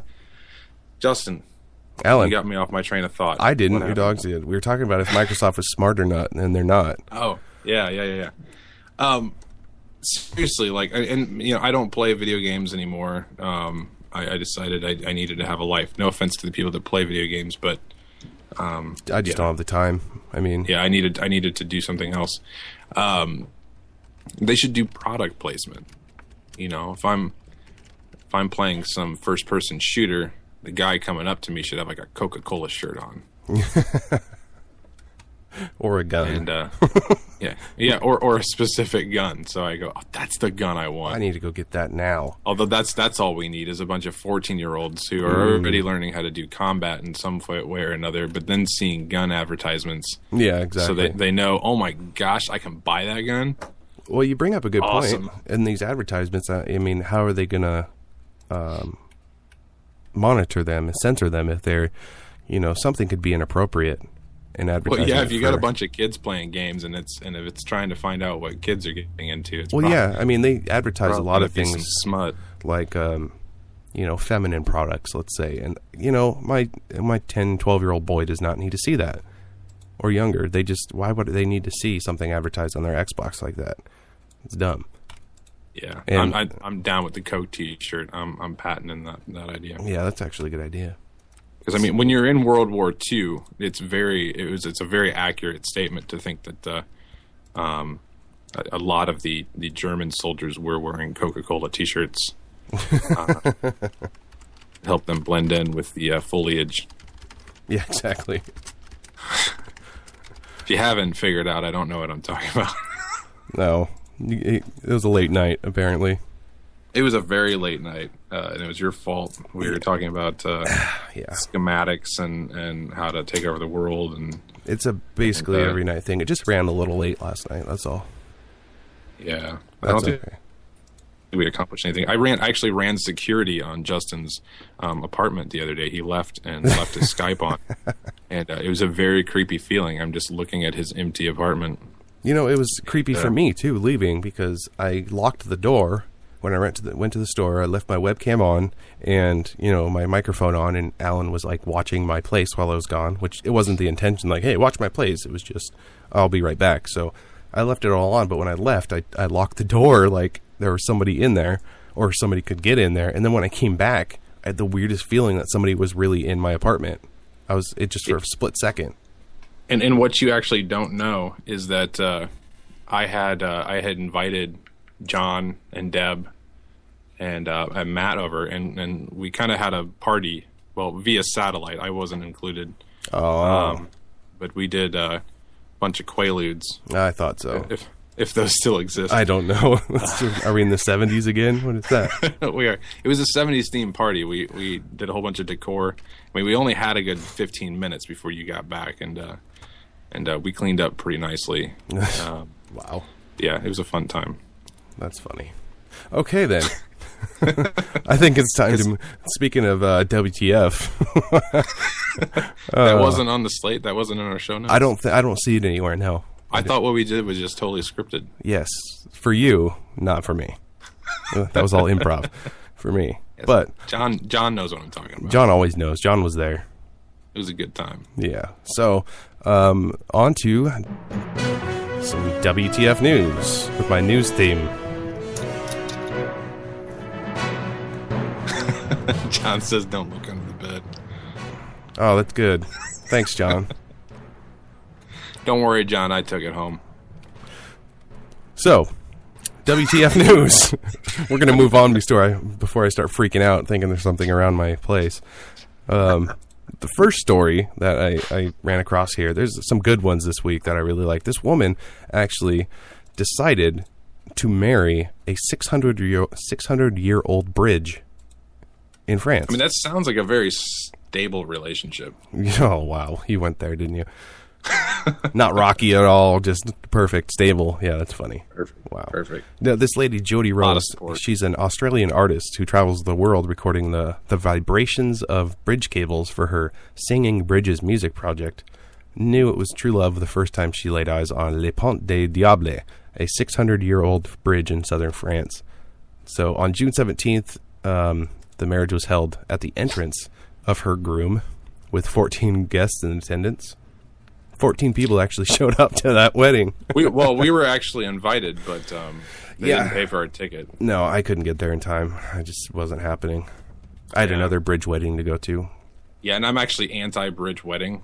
Well, yeah, right wing. I'm doing a rally for that next week. You would. Of course, at a bridge. It's not legally recognized in France, but the lady Rose, she said it's just as strong as any other marriage. Yeah, yeah, kind of creepy. That's definitely WTF. That's really creepy. A lot of support in that marriage. Oh man, this could go all day with you, couldn't it? So Bigfoot, if you didn't know, the DNA, Dr. Ketchum actually claimed that he had 100 DNA samples of Bigfoot, and he was testing them, and claimed that he was real. And this guy claimed that he had proof that Bigfoot was real, and went on the attack against a journalist who said that the evidence comes from a small woodlands creature instead. But it's been 5 years since the veterinarian and genetics researcher began studying the DNA samples, but it turns out that it just is the DNA of an opossum. And I said this the other day because I usually just call them possums, but apparently it's an opossum. So I don't know. You'll have to clarify that. If there's any veterinarians out there, anybody that knows about animals, I have no clue what the difference between a possum and an opossum is. So, no clue. But he's debunked. There is no Bigfoot that he can find. Bigfoot is out there. I mean, that's a big possum then, right? Yeah, oh man. I've seen possums. They look kind of like raccoons, maybe a little smaller. They eat my trash. Yeah, there are possums all over here, and, they're small enough to, run over if he accidentally did. But maybe an opossum is... Maybe an opossum's like 8 feet tall. Yeah, I don't know. Neanderthal. Wow. But debunked. Sorry. There's no evidence of Bigfoot. And the fact that this went on for 5 years, I mean, talk about a waste of your time. Holy cow. You're obviously not a believer. Oh, I'm a believer. It's just I don't have to waste 5 years. I already know it's real. There's a evil spirit scam that's been going on, I guess, in New York City that's been plaguing the Asian immigrants. And what happens is one woman was told by a fortune teller that her son was possessed by demons. Another was approached on Chinatown Street by a stranger who eerily claimed her daughter would die in 2 days. And then a third was informed that her dead husband was communicating from the grave, telling her to hand over thousands in cash. And in each instance, the women bundled up cash or jewelry in a bag and gave it to these strangers that they just met that were claiming that they were spiritual healers. They were told the contents would be blessed in an effort to ward off evil spirits, bring good luck to the family, or heal a sick child. And they just had to wait a period of time to reopen it. And guess what happened when they opened it? Rainbows? No, unfortunately, cough drops, beans, and water bottles. They had no valuables in there. All their money, all their jewelry was gone. Imagine that. These people actually believed that if they handed all their stuff over to these spiritual healers, that they would bless their stuff and get it back from them in a week. Are you kidding me? They're in Tijuana right now with all your money. But this is going on nonstop in New York City right now, down in Chinatown, because, you know, that's part of their culture, though, too, is that they're very the spiritual people, and they that's kind of what they believe in. So there's people taking advantage of that, which is really bad. But, I mean, giving somebody all of your valuables, I wouldn't do it. Even if I believed in that sort of thing, I don't think I'd hand over everything I owned to somebody I don't know. Not a chance. I know you don't have valuables. Don't lie. Well, I have your valuables. I definitely hand those over. Ew. But that's okay. This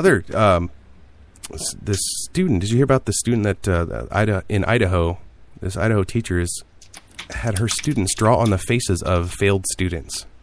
So an Idaho teacher allowed her 4th grade students to use markers to draw on the faces of 6 classmates who failed to meet their reading goals. So if they weren't doing their reading goals properly and they didn't meet them, then the teacher allowed the other students to draw all over their faces and write mean things on their face. And a kid went home and humiliated, and, you know, he's hanging his head because he knows he's a slow reader, but now he thinks he should be punished for it because they said that's okay. Now, this teacher is actually returning to school in the Declo School District for the 2013-2014 school year. They said that her contract was renewed based on the teacher's evaluations performed by Principal Rebecca Hunsaker, who recently retired. So somebody did her performance review and then retired, and this lady did all this crazy stuff with her students. So how rude is that? What would you do if your kid came home with drawings all over their face and was told that they're a terrible student? I'd freak out. Hopefully my teachers would tell me that already before having to doodle all over their face. And no, I do not agree with it. I'd rather them get paddled than humiliated like that. Not really, actually. I don't want them paddled either. I can do that here. Kidding. Wow. I don't know how to paddle. I've got switches. Yeah. No, I've got girls. I can't whoop their butts. No. But I don't know. I wouldn't mind it if they did that to bullies, though. Especially repeat offender bullies, because that is a major issue in schools right now. Especially now that you have cyberbullying going on. I mean, that's big. You can't even like when I was a kid. I mean, I've talked about it a little bit, but I mean, I was bullied relentlessly. And the only solace I had was, well, school is over at like 3:15, 3:30, whatever it was back then. And I get to go home, and I go home to a loving family who doesn't treat me like garbage. Right. So I had that time, that buffer in between. But then you get into Facebook and things like that. Because, I mean, even then I had AOL and stuff, but I'm talking to other nerds who are probably bullied too. Right. Because it wasn't the mainstream thing. Yeah, you had chat rooms then. Going to the chat room for the bullied. Right. But yeah, I mean, yeah, humiliate these kids. I don't care. Wow. So, moving on to the YouTube epic fail of the week. I cannot believe this, and it's so strange. But this 9-year-old Andrew Pendergraft talks about this is awful. About white supremacy on his show called The Andrew Show. And I'll put the link for all this stuff will be on the show notes afterwards for all of these. But you have to read about this because this actually, he's the grandson of Thomas Robb, who's the modern-day Ku Klux Klan's national director. And he talks about white supremacy on this show. And he has like 18 or 19 episodes talking about controversial beliefs that are promoted by the KKK. And it's all over YouTube. It's not taken. I mean, obviously that's freedom of speech, I'm sure, but these kids are 10 years old and they're teaching other kids. They're not just talking. They're reading a script. If you watch the video, you can tell they're reading something that an adult has written for them, and they're trying to convince other kids of their beliefs. And they talk about the Princess and the Frog movie, and they say that they say, quote, "The princess is a black, so that is good for all the black kids out there." but the prince is white. It is all about how race mixing is good, but race mixing is wrong. That's what they're saying in this thing. I mean, they talk about voodoo doctors who worship the devil and how voodoo is the religion that lots blacks used to have, but white people taught them about God. I mean, holy cow. Like, what in the heck? And they're allowing this. The videos, the videos you mentioned that they look really old. So I don't even know if these kids are 9 or 10 years old. These kids are probably grown up now. Yeah, so it looks like somebody had it on VHS and they just threw it on YouTube. But I don't know how I feel about that, because I know we have freedom of speech, but when you're going on blatantly being racist and bashing people like that and talking about how one thing's better than the other, I don't know. And 9 and 10 years old.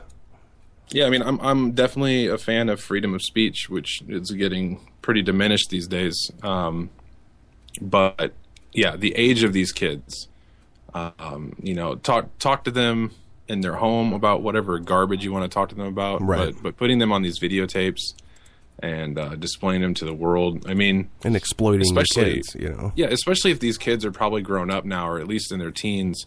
They may have a different value system by now. Yeah, you're right. And now they're stuck with that. I mean, look at, I don't want to really dig into this one, but look at Paula Deen, who did something a long time ago. Right. Became successful, and then something gets leaked from something she did, a long time ago, and all of a sudden her whole empire is just destroyed. Right. So what do these poor kids are going to be stuck in that category too. They didn't know what they were talking about, but the media is relentless. So yeah, if they want to become a speaker for civil rights, and all of a sudden this comes out, they're screwed. And what's sad is it wasn't the adults up there.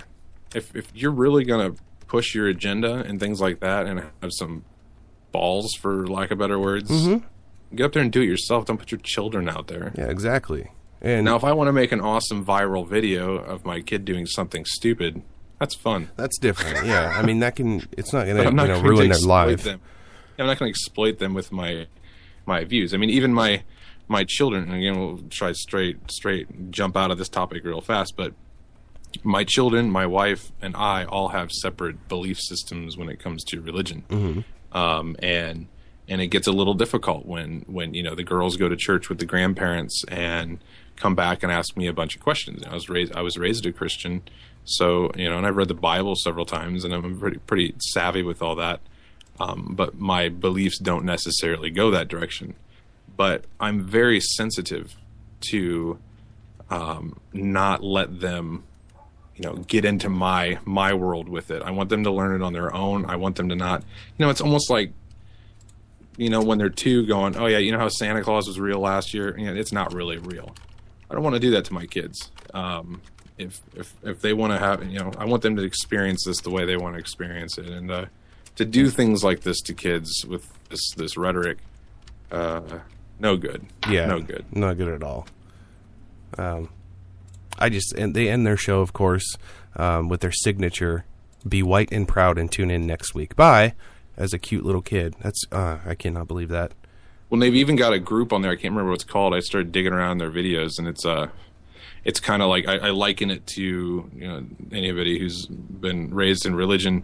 It's almost like a little youth group. So you got the little kids doing these weird propaganda messages, and then you've also got this whole other channel of teenagers being led by one adult sitting there having a group discussion about white pride and kill non-whitey and things like that, and there's like at least 30, 40, 50 videos up there. Oh yeah. But again, it's their right to do it, but keep the children out of it. But can you tell me that it's a 10-year-old really truly in their heart believes that? No, 10-year-olds, if you put a regular 10-year-old next to another race of a 10-year-old, they're going to play with their toys. They're going to, unless they're just totally told from day one that they shouldn't like anybody else. I guess they think that's what they know. But like you said, when they grow up, they may find a completely different view, and you have that fingerprint online now that is going to ruin their life. Yeah, and it's really easy to ingrain that stuff. I mean, look at you were raised in religion, and no matter how you feel about it now, there are always, because of how it was ingrained in you as a kid, because you believe what your parents tell you, you believe what the adults around you tell you, when you go to church, that thought system is always going to be in the back of your head. When you're on a plane and there's turbulence, the first thing you're going to do, even if you don't believe in God, you're going to go, oh God. Mm-hmm. The first thing you're going to do is do some sort of pseudo prayer, because it's just the natural thing to do, because it's been ingrained in you. And that's what they're doing to these poor kids. And that sucks. Yeah, completely. Well, I hope that, I don't know if that's going to continue or not. I'm sure it will. It's being backed by all kinds of different things. It's a KKK.com, Christian Identity Church, they're calling it. Yeah, it's crazy. But we'll move on and talk about Peggy Hill, the 62-year-old that was actually, she reportedly, when she laid a wet kiss on a police officer's nose, she kissed her freedom goodbye. Literally. I mean, this lady, I can't find in the story of what she was doing to make the cops show up, but apparently she wasn't resisting by any means, but she went and kissed a cop on the nose, and the cop immediately arrested her for was it assault? I think it was. I think it was attempted battery and assault or something strange like that, but just for kissing him on the nose. And they said that she started to struggle and fight back, and I just don't see that. She's 62 years old, and they call was she on any drugs or anything like that? It's not. From what I can read, nothing like that is. I mean, any bodily fluid inflicted on an officer. And that's the officer. Assault. Yeah, the officer did say that he had to wipe saliva off his nose, which would be disgusting. But here's the problem: is they're considering it felony battery of a law enforcement officer. Now that's a felony charge. That's going to go on her record and never go away. Yeah, that's crazy, rough. And that's a strike one. A felony battery, that's a strike. So she has 2 more strikes, and then she's locked up forever because she kissed a cop on the nose. Bad decision? Yeah. Felony? I don't think so. Crazy. Yeah. Whatever. Speaking of police, did you hear about the Thai police that they're going to a fat police boot camp? Like for fat policemen? Yeah, in Bangkok actually.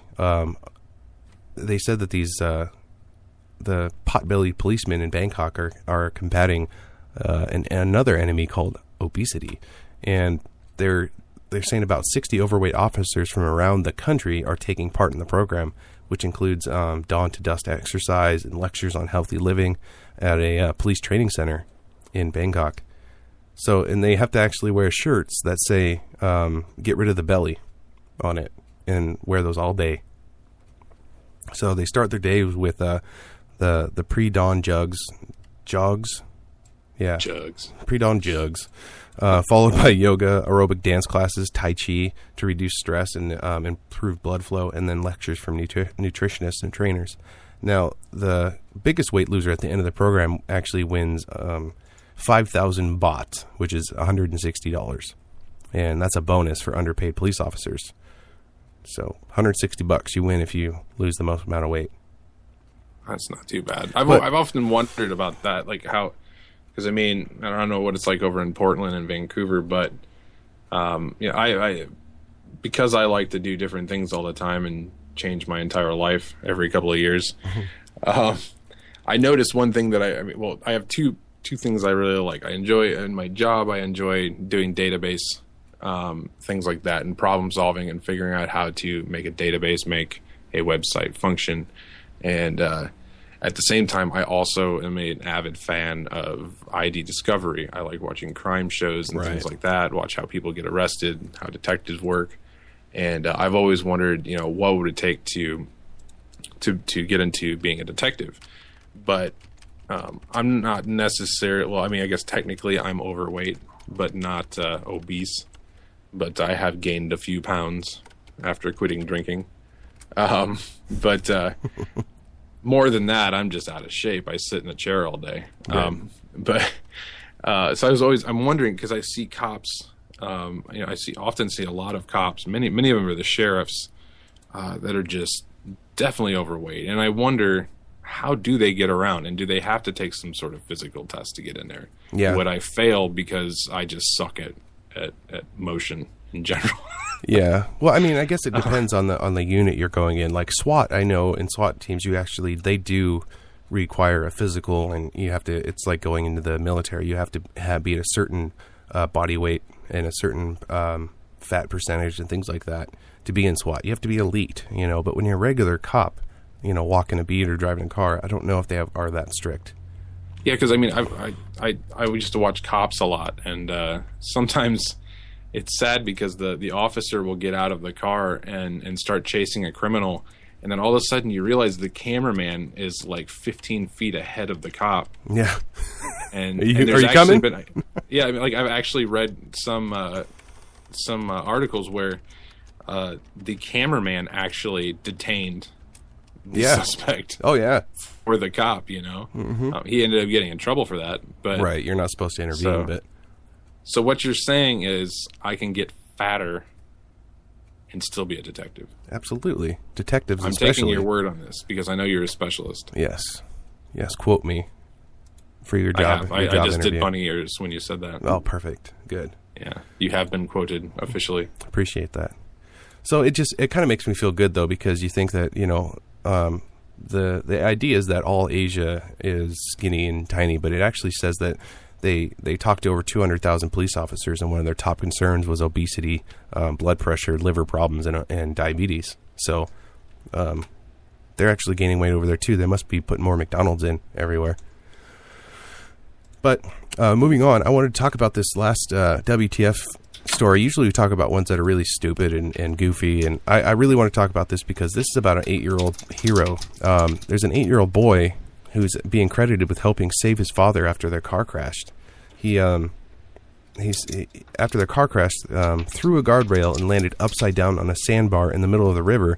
This kid, they say that Eugenio Garcia was trapped in the vehicle, which occurred about 3 a.m. Thursday, but his son, 8-year-old Joshua, wriggled out of the wreckage, waded through the rushing water, scaled an embankment, then walked more than half a mile home to alert his mother, who then called 911. So this kid did all of that stuff at 8 years old, and they said that if the car had landed in the water, both father and son would likely have died. So that's amazing. Absolutely amazing. This 8-year-old kid did all that, got out of the car, went through all that rushing water, scaled an embankment, and then walked another half mile to get 911 on the phone. That is unbelievable.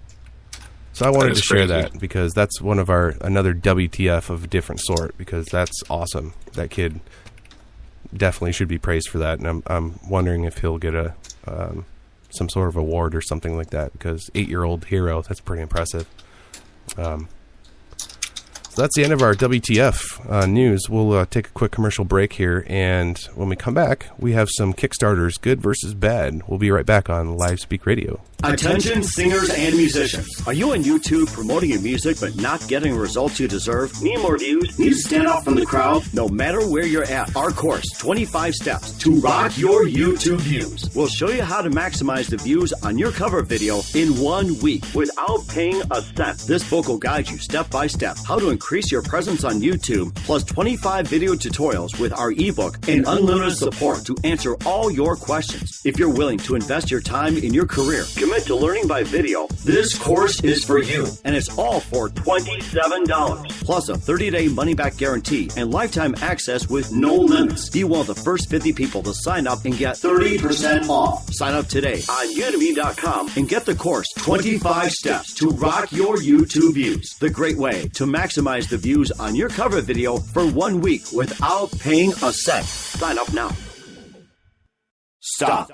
Everyone listen to me. You're spending hundreds of dollars and wasting time taking your computer to the Geek Squad. If you want your computer to run better, here is the secret. Do it yourself. I know that sounds like a lot of work, but I promise you it's not. With proper guidance, you can get your computer running like brand new again. See for yourself. Sign up for computer repair for beginners and experts alike today. It's only $9. That's it. Even if you don't think your computer needs a tune-up, this course is designed to help prevent future problems from happening. If someone told you that you could prevent your car from breaking down. Would you take advantage of it? Of course you would. So why neglect your computer, especially for only $9? And every review has been a perfect 5-star rating that speaks for itself. With a no questions asked 30-day money-back guarantee, what do you have to lose? Head over to www.geekcreations.com and click online courses to get started today. Save yourself a headache. Fix it in one day so you can get back to using your computer again. Go now. www.geekcreations.com. That's GEEKREATIONS.com and click online courses. Time is wasting. Go now.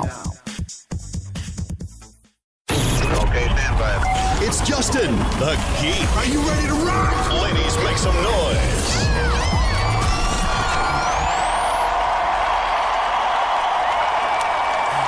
Welcome back, everybody, to Live Speak Radio. Again, I'm here with Alan Quant from thedigitalcraft.com, and I'm Justin Gilson, your host for the show. We were talking about some WTF news, and I want to move on to our next segment about Kickstarters, good versus bad. We like to look up some Kickstarters, some good ones for you to possibly, if you're looking to invest in something or you have some money that you want to get rid of and you just want to buy something, we go through these Kickstarters. And for those that don't know, Kickstarter.com is a fantastic website for people, for startups and people that are inventing things to get funding through the public, called crowdfunding. And so we go through there and find some good ones and, of course, some bad ones. So I want to start with some of the good ones. And the first one I found was actually a really simple idea, and it's actually a guitar pick, but it's, instead of the plastic guitar picks, it's actually solid titanium, and it's got designs cut out inside of it, so it's really strong and incredibly lightweight. I mean, as a guitar player in a band, you would know, Alan, guitar picks disappear all the time, and they break a lot. So this might be a pretty good one. It's called the Epic Grip. Yeah, more than just breaking. A lot of times people get picks that are a little too strong, but it's not just the strength of the pick; it's more the method in which you play. Mm-hmm. A lot of people that learn on their own, myself included, and I have a little bit of classical training. And when I say a little bit, I mean I took 2 courses, and the instructor fired me. Right. So we'll take what I'm going to say with a grain of salt, but. A lot of it is the strength that you play along with the strength of the pick. A lot of times the strings will break if you don't know how to play very well. You don't actually have to slam into the guitar string to make a good sound. In fact, sometimes when you slam into it, you're making an awful sound. But at the same time, picks, I've never had a pick break. Maybe I've had one split a couple times, but normally what happens is they chip. Right. They lose their point, almost like a pencil. They just start getting dulled down, mm-hmm. and you kind of lose your ability to really get where you want to go on the string. You have to push down a little farther, and then you're hitting it with more. I'm losing what I'm talking about. Yeah, I know. It's all right. More behind endorphin flag and things. I don't know. But only thing I see that could be a problem with this is that I play acoustic guitar, and I like to do a lot of strums and stuff, and having a really strong, solid pick like that doesn't work a lot of the time. I like to have a kind of a softer one that bends, so I can actually get that effect when I'm playing. So, I mean, this one's decent. They wanted $5,000. They're currently at $17,000. So, and it's still got 27 days to go. So that looks like a good one that's going to be funded. You can invest in that if you want. Get a free one when they're done, or more, whatever. Depending on what you pledge, you can get more things from them. So that was a good one, I thought. The next one that I saw was actually, this is good and bad. It depends on who you are. This is a nerd alert. This is actually called Antimatter Matters, and it's actually a quantum physics board game. I don't think I could play it. I'm not that smart, but it's for 2 to 6 players, and it's a pretty cool looking game. And they're wanting $33,000 to develop this game and get things made and cut. And they've gotten $18,000, and there's only 6 days left to go. So I don't know if they'll make this one or not, but that one seemed like a pretty decent one to go in. Board games are a huge market. They sell a lot of board games in the U.S. I saw this other thing. It's called a practical meter. And again, all these links will be on the show notes afterwards. But this one it's a little meter that helps you charge your phone faster by solving the problem of millions of people experience, which is, do you know how fast you're charging your phone? So this thing, it's a little USB plug, basically, where you plug your charger into the back of it, and then the USB goes into whatever charger you have. And it tells you how fast it's going to charge, whether it's going to charge in 4 hours or an hour and a half or 8 hours or things like that. So you can actually find the device that will charge it quicker than anything else. And it's tiny. Cool. I mean, you could hook this on your keyring, I think. And they wanted $9,999, so $10,000. And they actually got $94,000. So they're way ahead. This is the one that I think you should definitely back. I mean, minimum is $1 to pledge to this thing, but they actually have 4,000 backers, over 4,000 backers that pledge $19 or more, and I'm guessing that's going to be the price of it. Yeah, it says get the practical meter for the $19, so I might actually do that because it has lights on the top of it that tell you how fast you're charging your phone. So. Yeah, depending on what charger I put it in, sometimes my phone will be charged in like less than an hour. Sometimes it'll be charging all day. Yeah, and I can never remember where I did that or which one I had it plugged into. So having those, I can actually say, okay, it's going to charge faster in my computer, or it's going to charge faster in the wall adapter, whatever. So that's a really cool one.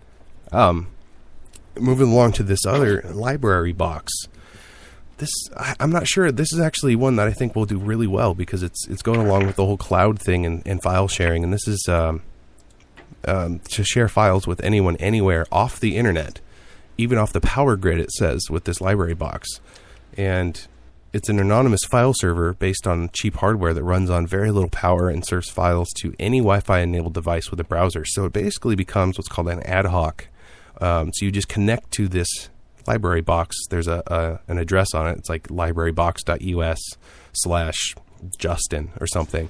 And then you connect to that basically as you're connecting to a Wi-Fi device. And instantly you have access to all the files that I'm sharing on there. So if I'm just out and about and I want to send you some files, but I don't have internet, I can have my little tiny, I mean, it's the size of a deck of cards. I can pull that out and you can connect to it and start downloading from it, which is really nice. So it's like a kind of have a Wi-Fi enabled hard drive. So that's a good one. They want $3,000 for that, and they are currently at $19,000 and 20 days to go on that one. So they're going to get funding. Another one that I would definitely suggest backing and pledging some money for that one. The capture camera clip. This one, it drives me nuts, and this is one that I absolutely know is going to do well because it's one of those that you see and you think, why wasn't that invented already? Because it's what it is a durable metal clip, and that lets you carry your camera on any backpack, strap, belt, or bag, and it's a tool for all photographers. It just clips onto any kind of like strap of some sort, and it's a universal camera adapter holder thing. And I just put the link in the chat because I want you guys to see this, and you'll see why this one will do so well. It's tiny. It'd be so much nicer to be able to carry your camera on the outside of your backpack, unsnap it, take a picture, snap it back on, and then keep walking rather than have to dig it out of your backpack or carry it around your neck or whatever. And they wanted $100,000 for this with 47 days to go, and they're already at $206,000. So that's pretty incredible. I would like to invest in that. Now, does that work for a DSLR, or is that more like a consumer camera? You know, I think it's for DSLR. I can't tell, though. It looks just like one of those standard... Oh, it has adapters for different kinds, too. You can actually get a couple different for a standard camera or a DSLR with their Pro plates, they're called. They have the Capture Pro Naked Edition, a Pro Pad, and then a GoPro mount. So they have all kinds. That DSLR mount looks pretty cool. Yeah. Now, some of the stuff that I shoot with the DSLR, I'm shooting musicians, and I'm running around, and this would be a little tough because I'm looking at this. It's got this giant telephoto lens on it, and it's laying on his leg. I would probably destroy my camera. Yeah. That.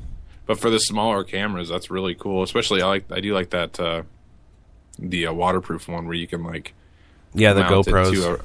You can mount it to a raft or something. Do water rafting and watch yourself do activities. Outdoors activities. What is outdoors? Yeah, what is outdoors? So that's a good one. Again, and that's a great one to back if you want to invest in something. The next one I found is actually, I looked at it and I went past it, but then I went back and read through it and I thought, amazing. It's genius. This is actually their performance dress socks. And it sounds really funny. You think performance dress socks. It's like I'm wearing dress socks to go running in or something. What it is it's body mapped socks with carbonized coffee infused that keep your feet fresh, like a Brita filter in your shoe. So I could use that. I mean, I know there's a lot of people that could use this thing.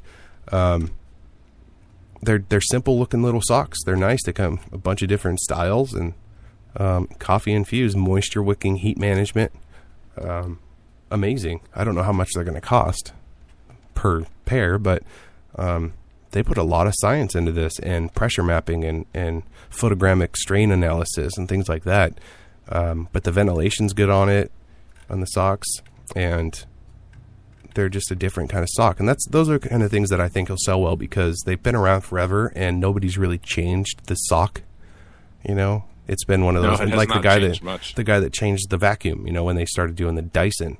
That's sold like crazy. So, I mean, you take something like a regular sock and you improve it, it's going to sell out immediately. And they wanted $30,000 and they're at $121,000. So clearly it's popular and it's going to sell really well. So another good one to invest in there.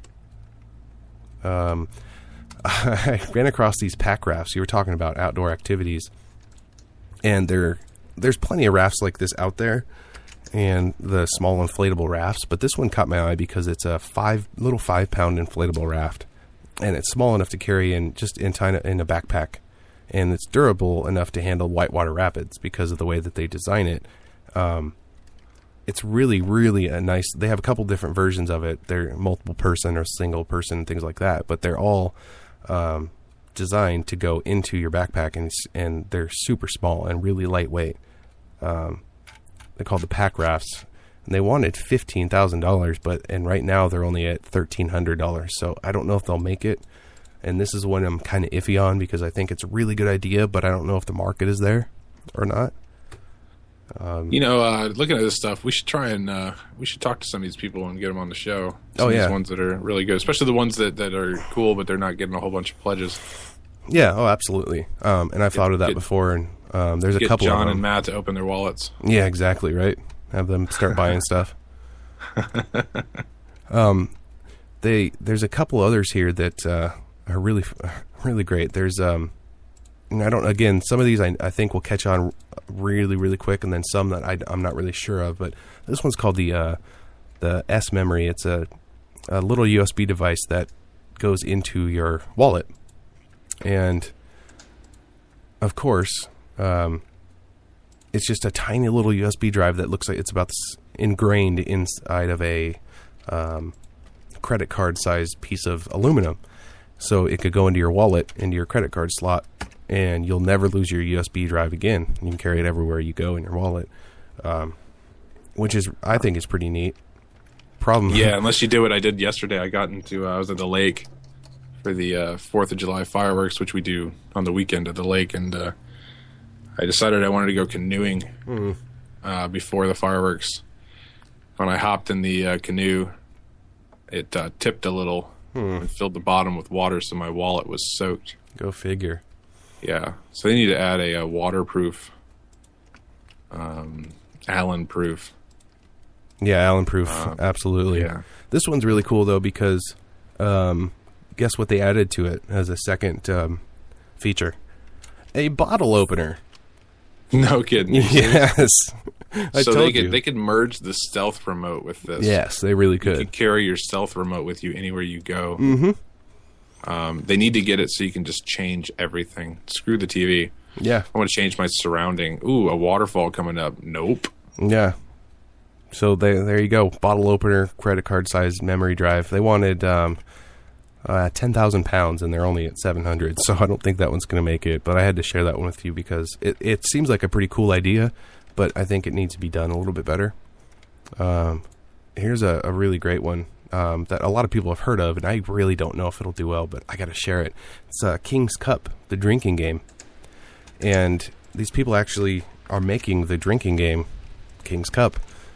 And they're making with all kinds of different rules and things like that with a carefully thought out deck of hand-picked rules. They have a deck of cards, playing cards basically, with the rules on them. So you can actually play it the way it's supposed to instead of having, one person that has the rules or another person that thinks they know the rules or something like that. And it's cheap. I think this one will sell really well. Drinking games like this usually sell good at Spencer's and things like that as little novelty gifts. But they want $4,800 is all it's going to cost them, and they have $1,200. So, I might pledge $20. I think will get you. Let's see, Party Pro $7 to get your own deck of cards if you back that. So See, back when I was a drinker, I orchestrated drinking games where I knew I would lose. Yeah, that's that's the idea, really. Because I really intended to drink more, but have a reason to. Yeah. You guys can win all you want. It's no fun for you. I'm having a blast. Yeah. Beer pong? Yeah, I'll just throw the ball across the wall. Yeah. I lose. Drink them all. The last Kickstarter that I found, I think is it's brilliant, and the fact that it's for a Mac product makes me even more happy because it makes Mac products not look so perfect. It's actually called the Snuglet, and it keeps your MacBook power cable connected because they actually, if anybody has seen a MacBook or used them, they use little magnetic power cables, and they fall out, or you can bump them, and they'll just tip right out of the charger, and you won't know that your computer hasn't been charged for the last 2 hours. So this is just a tiny little metal device, it goes on the outside of your charging cord and then plugs into your MacBook Pro, and it takes away the gap on the outside of it and just keeps it in there nice and snug, hence the name Snuglet. That is pretty slick. You know what I mean? These guys made this, and they wanted $9,000. They've gotten $18,000, and they're going to make a ton of money because I guarantee Apple will buy this from them. That's true. Those kind of things that a lot of the Kickstarter people probably don't realize. Yeah. Because if you come up with a product like this, that you could end up getting bought out. Mm-hmm. Because, now... Instagram. Yeah, Apple could now sell this at, the iSnug or something. You never know. It's a perfect little tool to use with their MacBook Pros or any of the other MacBooks that are charged like this. And of course, they have this funny tool that they say it's a removal tool, and it's a paperclip. That's all it is. They're going to give you the removal tool. So those are the good Kickstarters. Now let's go into the bad Kickstarters. These are the ones that they crack me up, and I cannot believe that they're even on Kickstarter to begin with. But they are, and they're making some money, and these people some of them make a lot of money. The first one is called the Annoyinator, and I'm actually shocked at how well this one works, but this kid who's 12 years old named Henry designed this. It's an amplifier that beams high-frequency sound from your phone and can reach up to 300 feet. It's a very strange-looking device, but it works. The video they play in here for the Kickstarter is one of the most convincing ones that I've seen in a while. He plays some music, and then he puts his phone into this little can type thing, and the sound gets really, really loud. And they say they don't mess with the sound at all in the video, but that's pretty cool. 12 years old, and they want $1,600. It's printed on a 3D printer, which I thought was really great too. So now that the 3D printers are becoming more affordable, people can start doing things like this, and those geniuses out there that can't afford to go to school can design what they want now that they have a 3D printer. So that one's not so much a bad one, but it's funny to me because it's made by a 12-year-old, and they got $800 so far. They need another $800, and they'll make it just to annoy people. Yeah, you can actually see if people aren't familiar with how 3D printers work. If you actually scroll down there a little bit, you can see how it actually it's all layer by layer. And you can almost see the roughness, the rough edge around there. Yeah, that's the only downside to the 3D printer, or at least the. I know the buddy that I have. It wasn't cheap. It was a few $1,000s, but it was still a lower end one. Right. And I'm wondering how polished you can get this. Yeah, and I think that's part of what they need the money for, too, is to do it, get it printed industrially. Instead of printing it on a 3D printer, they'll probably have it just molded in plastic. That's still the way to go. Just have a mold made and using ABS plastic. Yeah. But that one's pretty decent. I mean, the name, I think they should have changed the name from the Annoyinator to something else. It might have sold as a as seen on TV deal. I could see that on a 3 a.m. commercial. The Handy Gardener now. It's funny to me because I got to put this in the chat for you guys to see, because let me start off by telling you they want $55,000 to make these, okay? And when you see what they are, you're going to crack up, because it's a gardening tool that makes leaves and debris cleanup a breeze. Now, there's all kinds of stuff out there, mainly a rake. But these people have made these gloves that have claws on them to help you pick up the leaves. And I want you to watch the video on that one at some point, because it is the worst video I've seen on Kickstarter trying to sell a product. It's just a guy with this really sappy music playing in the background picking up leaves.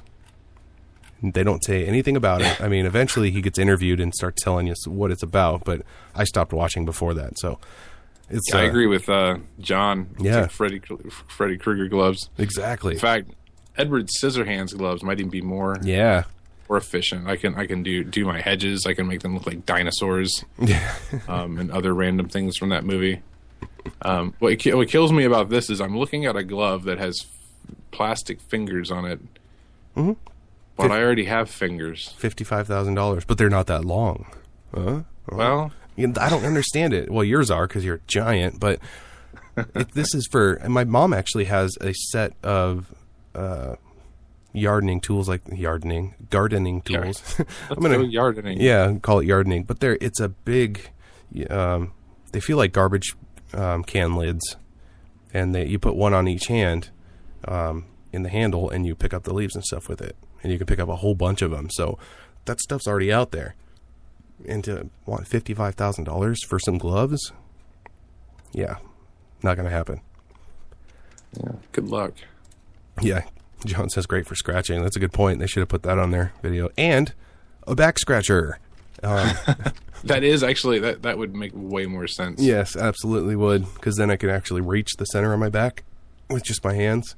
So maybe they should change that over from gardening to maybe both. Oh, wow, they're a lot bigger than I thought they were. I just looked at the first picture. Yeah, they are. You could scratch multiple backs. Mm-hmm. This is great. So $55,000, if you want to invest in that, go for it. I don't think it's going to make it. On to the next one that I found. I still keep going over this and wondering, I'm not sure if it's real or a joke or not, but it's actually called a cheap-ass t-shirt. And all it is these really ugly t-shirts that look like they've been absolutely poorly made. It's by this company called Cheap Ass Comic Productions, and good Lord, they are horrible. They're terrible drawings, and I don't even know what else to say. These guys want $2,200 to get this started. And of course, it's 26 days to go, and they have $0 now. So if you want to invest in some cheap ass t-shirts, I guess go for it. But that's not on my list of to-do things.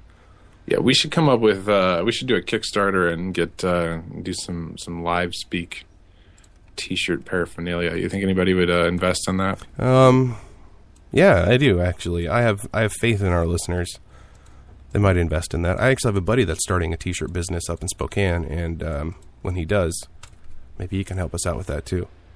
It's actually not a bad, it's something like this. I mean, some of these projects are just, it's a pipe dream that might come true, but t-shirts and things like that. I mean, if you set up a project, you come up with, some sort of goal. The thing is, nice thing about, I don't know about Kickstarter, but I know Indiegogo, which we might start looking at some of their projects too. You don't, if you reach your goal or not, you still get the money.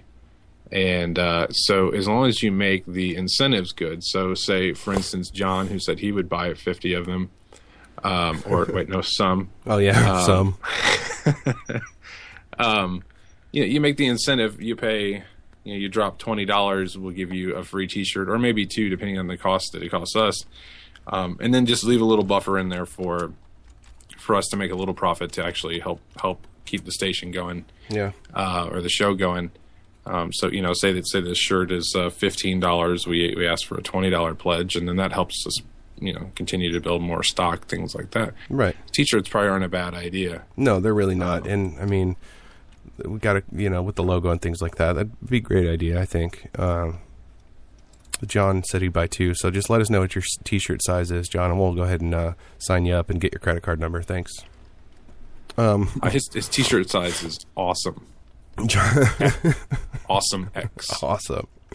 The next Kickstarter I just thought was hilarious. It's called "Why Don't Mommy Kiss Daddy No More?"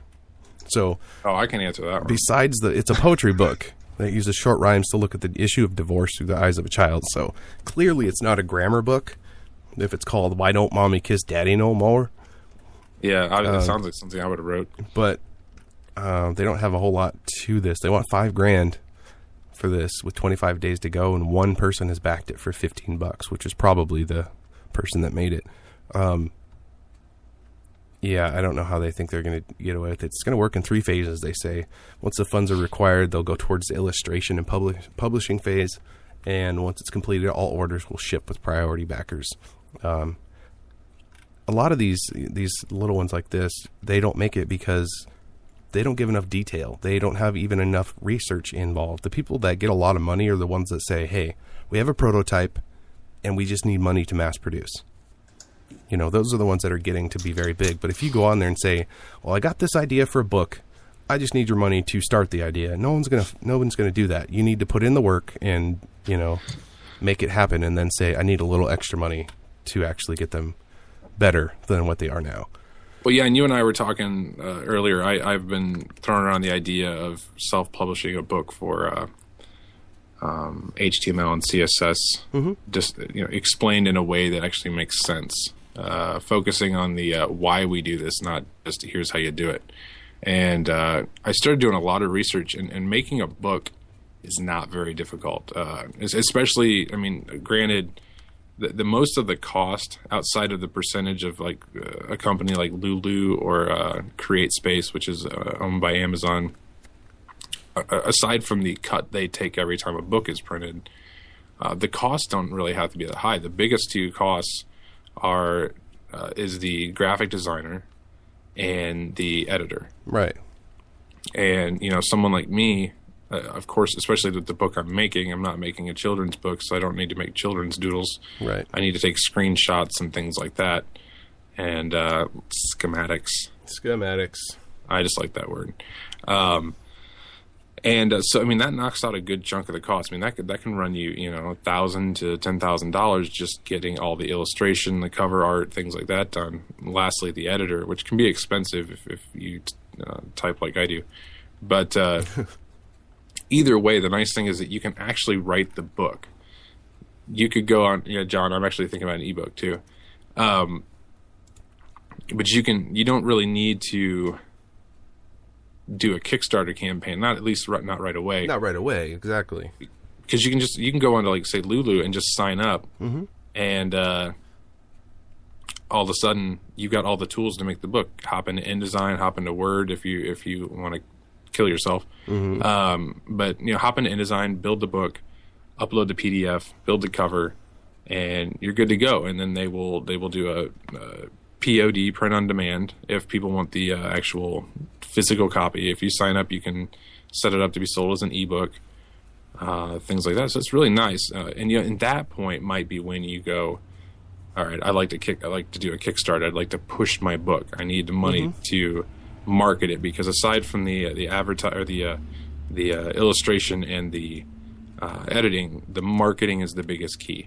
This book could do really well. It looks like a nice book. It's not written by a kid. It's written for children who want to understand what divorce is. Yeah, it's got a good message behind it and everything. Right. So all they need is like I forgot what you called it again. The Jimmy Kimmel thing. Oh, the tastemakers. Yeah, tastemaker. You need somebody with a little bit of clout to pump this stuff, even if it's just Facebook. you start popping this thing on Facebook and you get a good description and a good message of what the thing is, tons of people will go, oh, wow, this is a great idea. Yep. And whether person number one decides to make a donation, they may have shared it with 300 of their friends, which then, say 20 of those friends start looking at it, and maybe 5 of them make a donation, but they also share it, and blah, blah, blah, blah, blah, blah. It turns into a viral little situation. Yeah. So, I mean, you got to do the work first and then have a viable product that you need produced or finished with a Kickstarter or Indiegogo or something like that. I definitely agree with that. And a lot of these really terrible ones do not have that. They're like, hey, I got an idea. Can you help me? Now, this next one, I got to send this to you guys in the chat, and I'll put this in the show notes afterwards for those of you that are listening on a smartphone and can't chat. This one's actually called Eye Patch, and it's to protect yourself from Big Brother or hackers. And it looks 100% amazing. I mean, the video is done really well. The product looks really great, and as you watch the video, you find out that it's just stickers that actually go over your webcam, or they go on your Kinect cameras or something, and they're called eye patched, and it's to prevent Big Brother from spying on you. So I was watching this thinking, man, this actually looks like a good thing, because the picture shows a mobile application with their logo on it, and I'm like, wow, okay, it's done really well. A lot of research, a lot of stuff done to it, and actually have schematics at the bottom. That's good.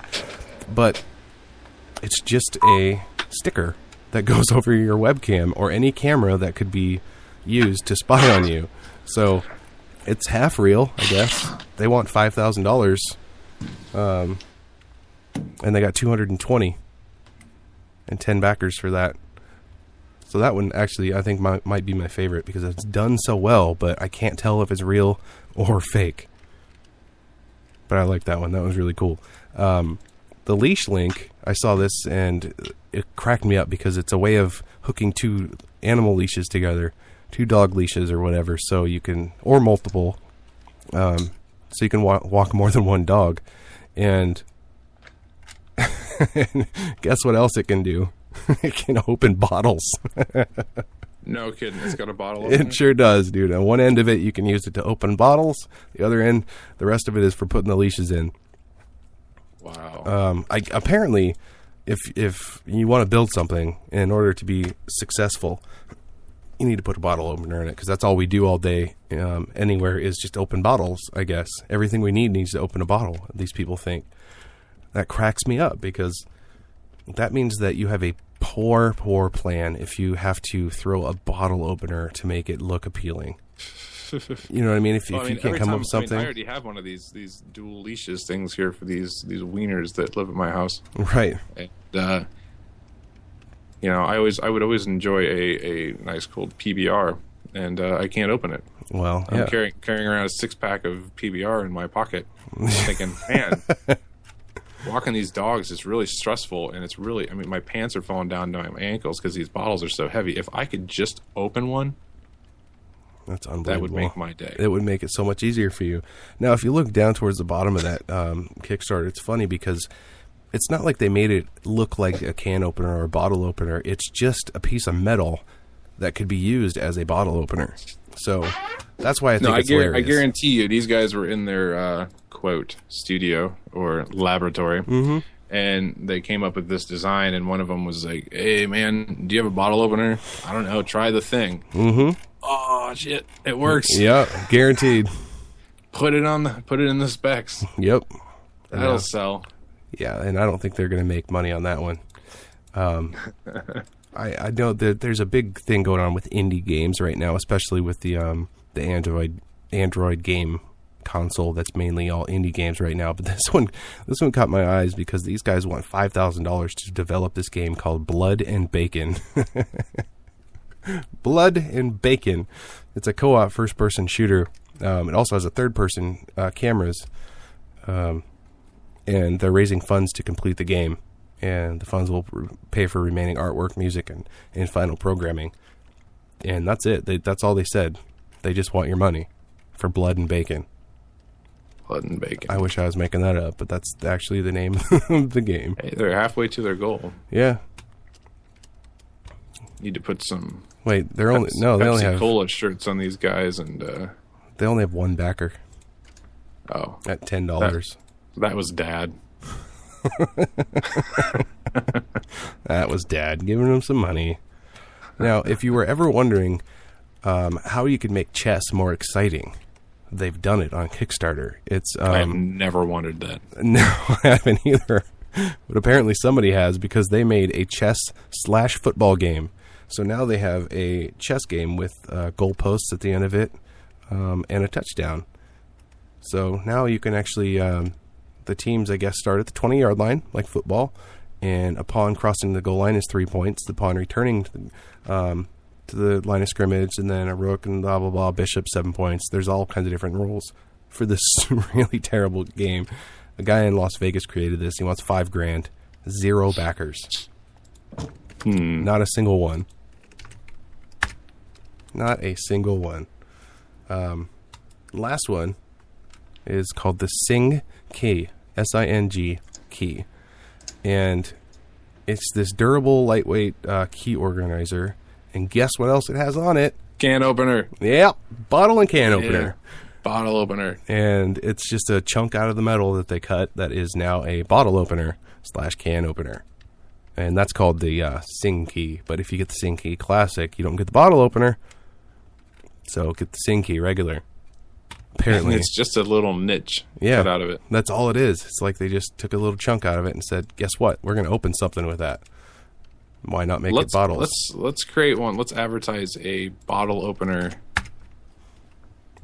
that just does that. Yeah, I mean, it's got to be. It seems to be a very popular situation. We seem to have a shortage. Apparently, of bottle openers. Apparently, bottle openers right now are just primal, and we can't use them because we need to fit. Hard. We need to get one that fits on like a finger or some sort of part of your body, so you can just always have bottle opening technology. Well, and I didn't know. I mean, even in their picture at the bottom, to see the Sing Key in action, it shows them opening a can of, looks like Diet Coke, actually. And I think it's a can of whip ass. Actually, they covered it. Now that I look close enough, they covered the label on it. That's funny.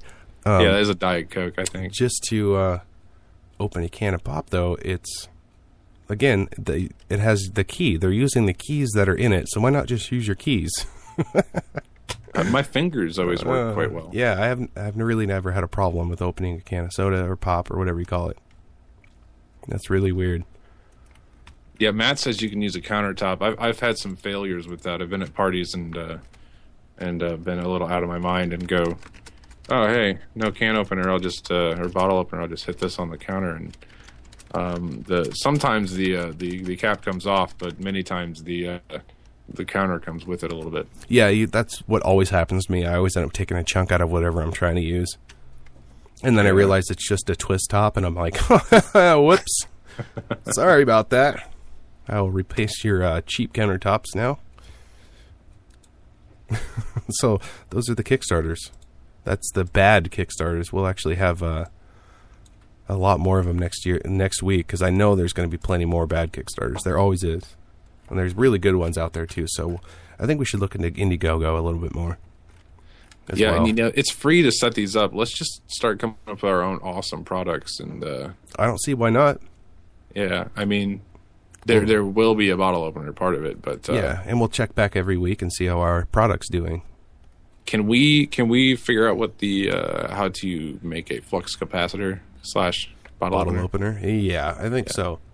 Because I mean, if you go back or forth in the future, you don't want to just get out of your spaceship car DeLorean and go, hey, I got to open my bottle. Anybody have a bottle opener? It's a little inconvenient. That's very true. No, it's not. I'm just trying to agree with you on that. Don't humor me. Yeah, in the future, who knows what they'll have for opening things. Go back to the future. But that's it. That's all I have for the show. I'm done. I'm done talking.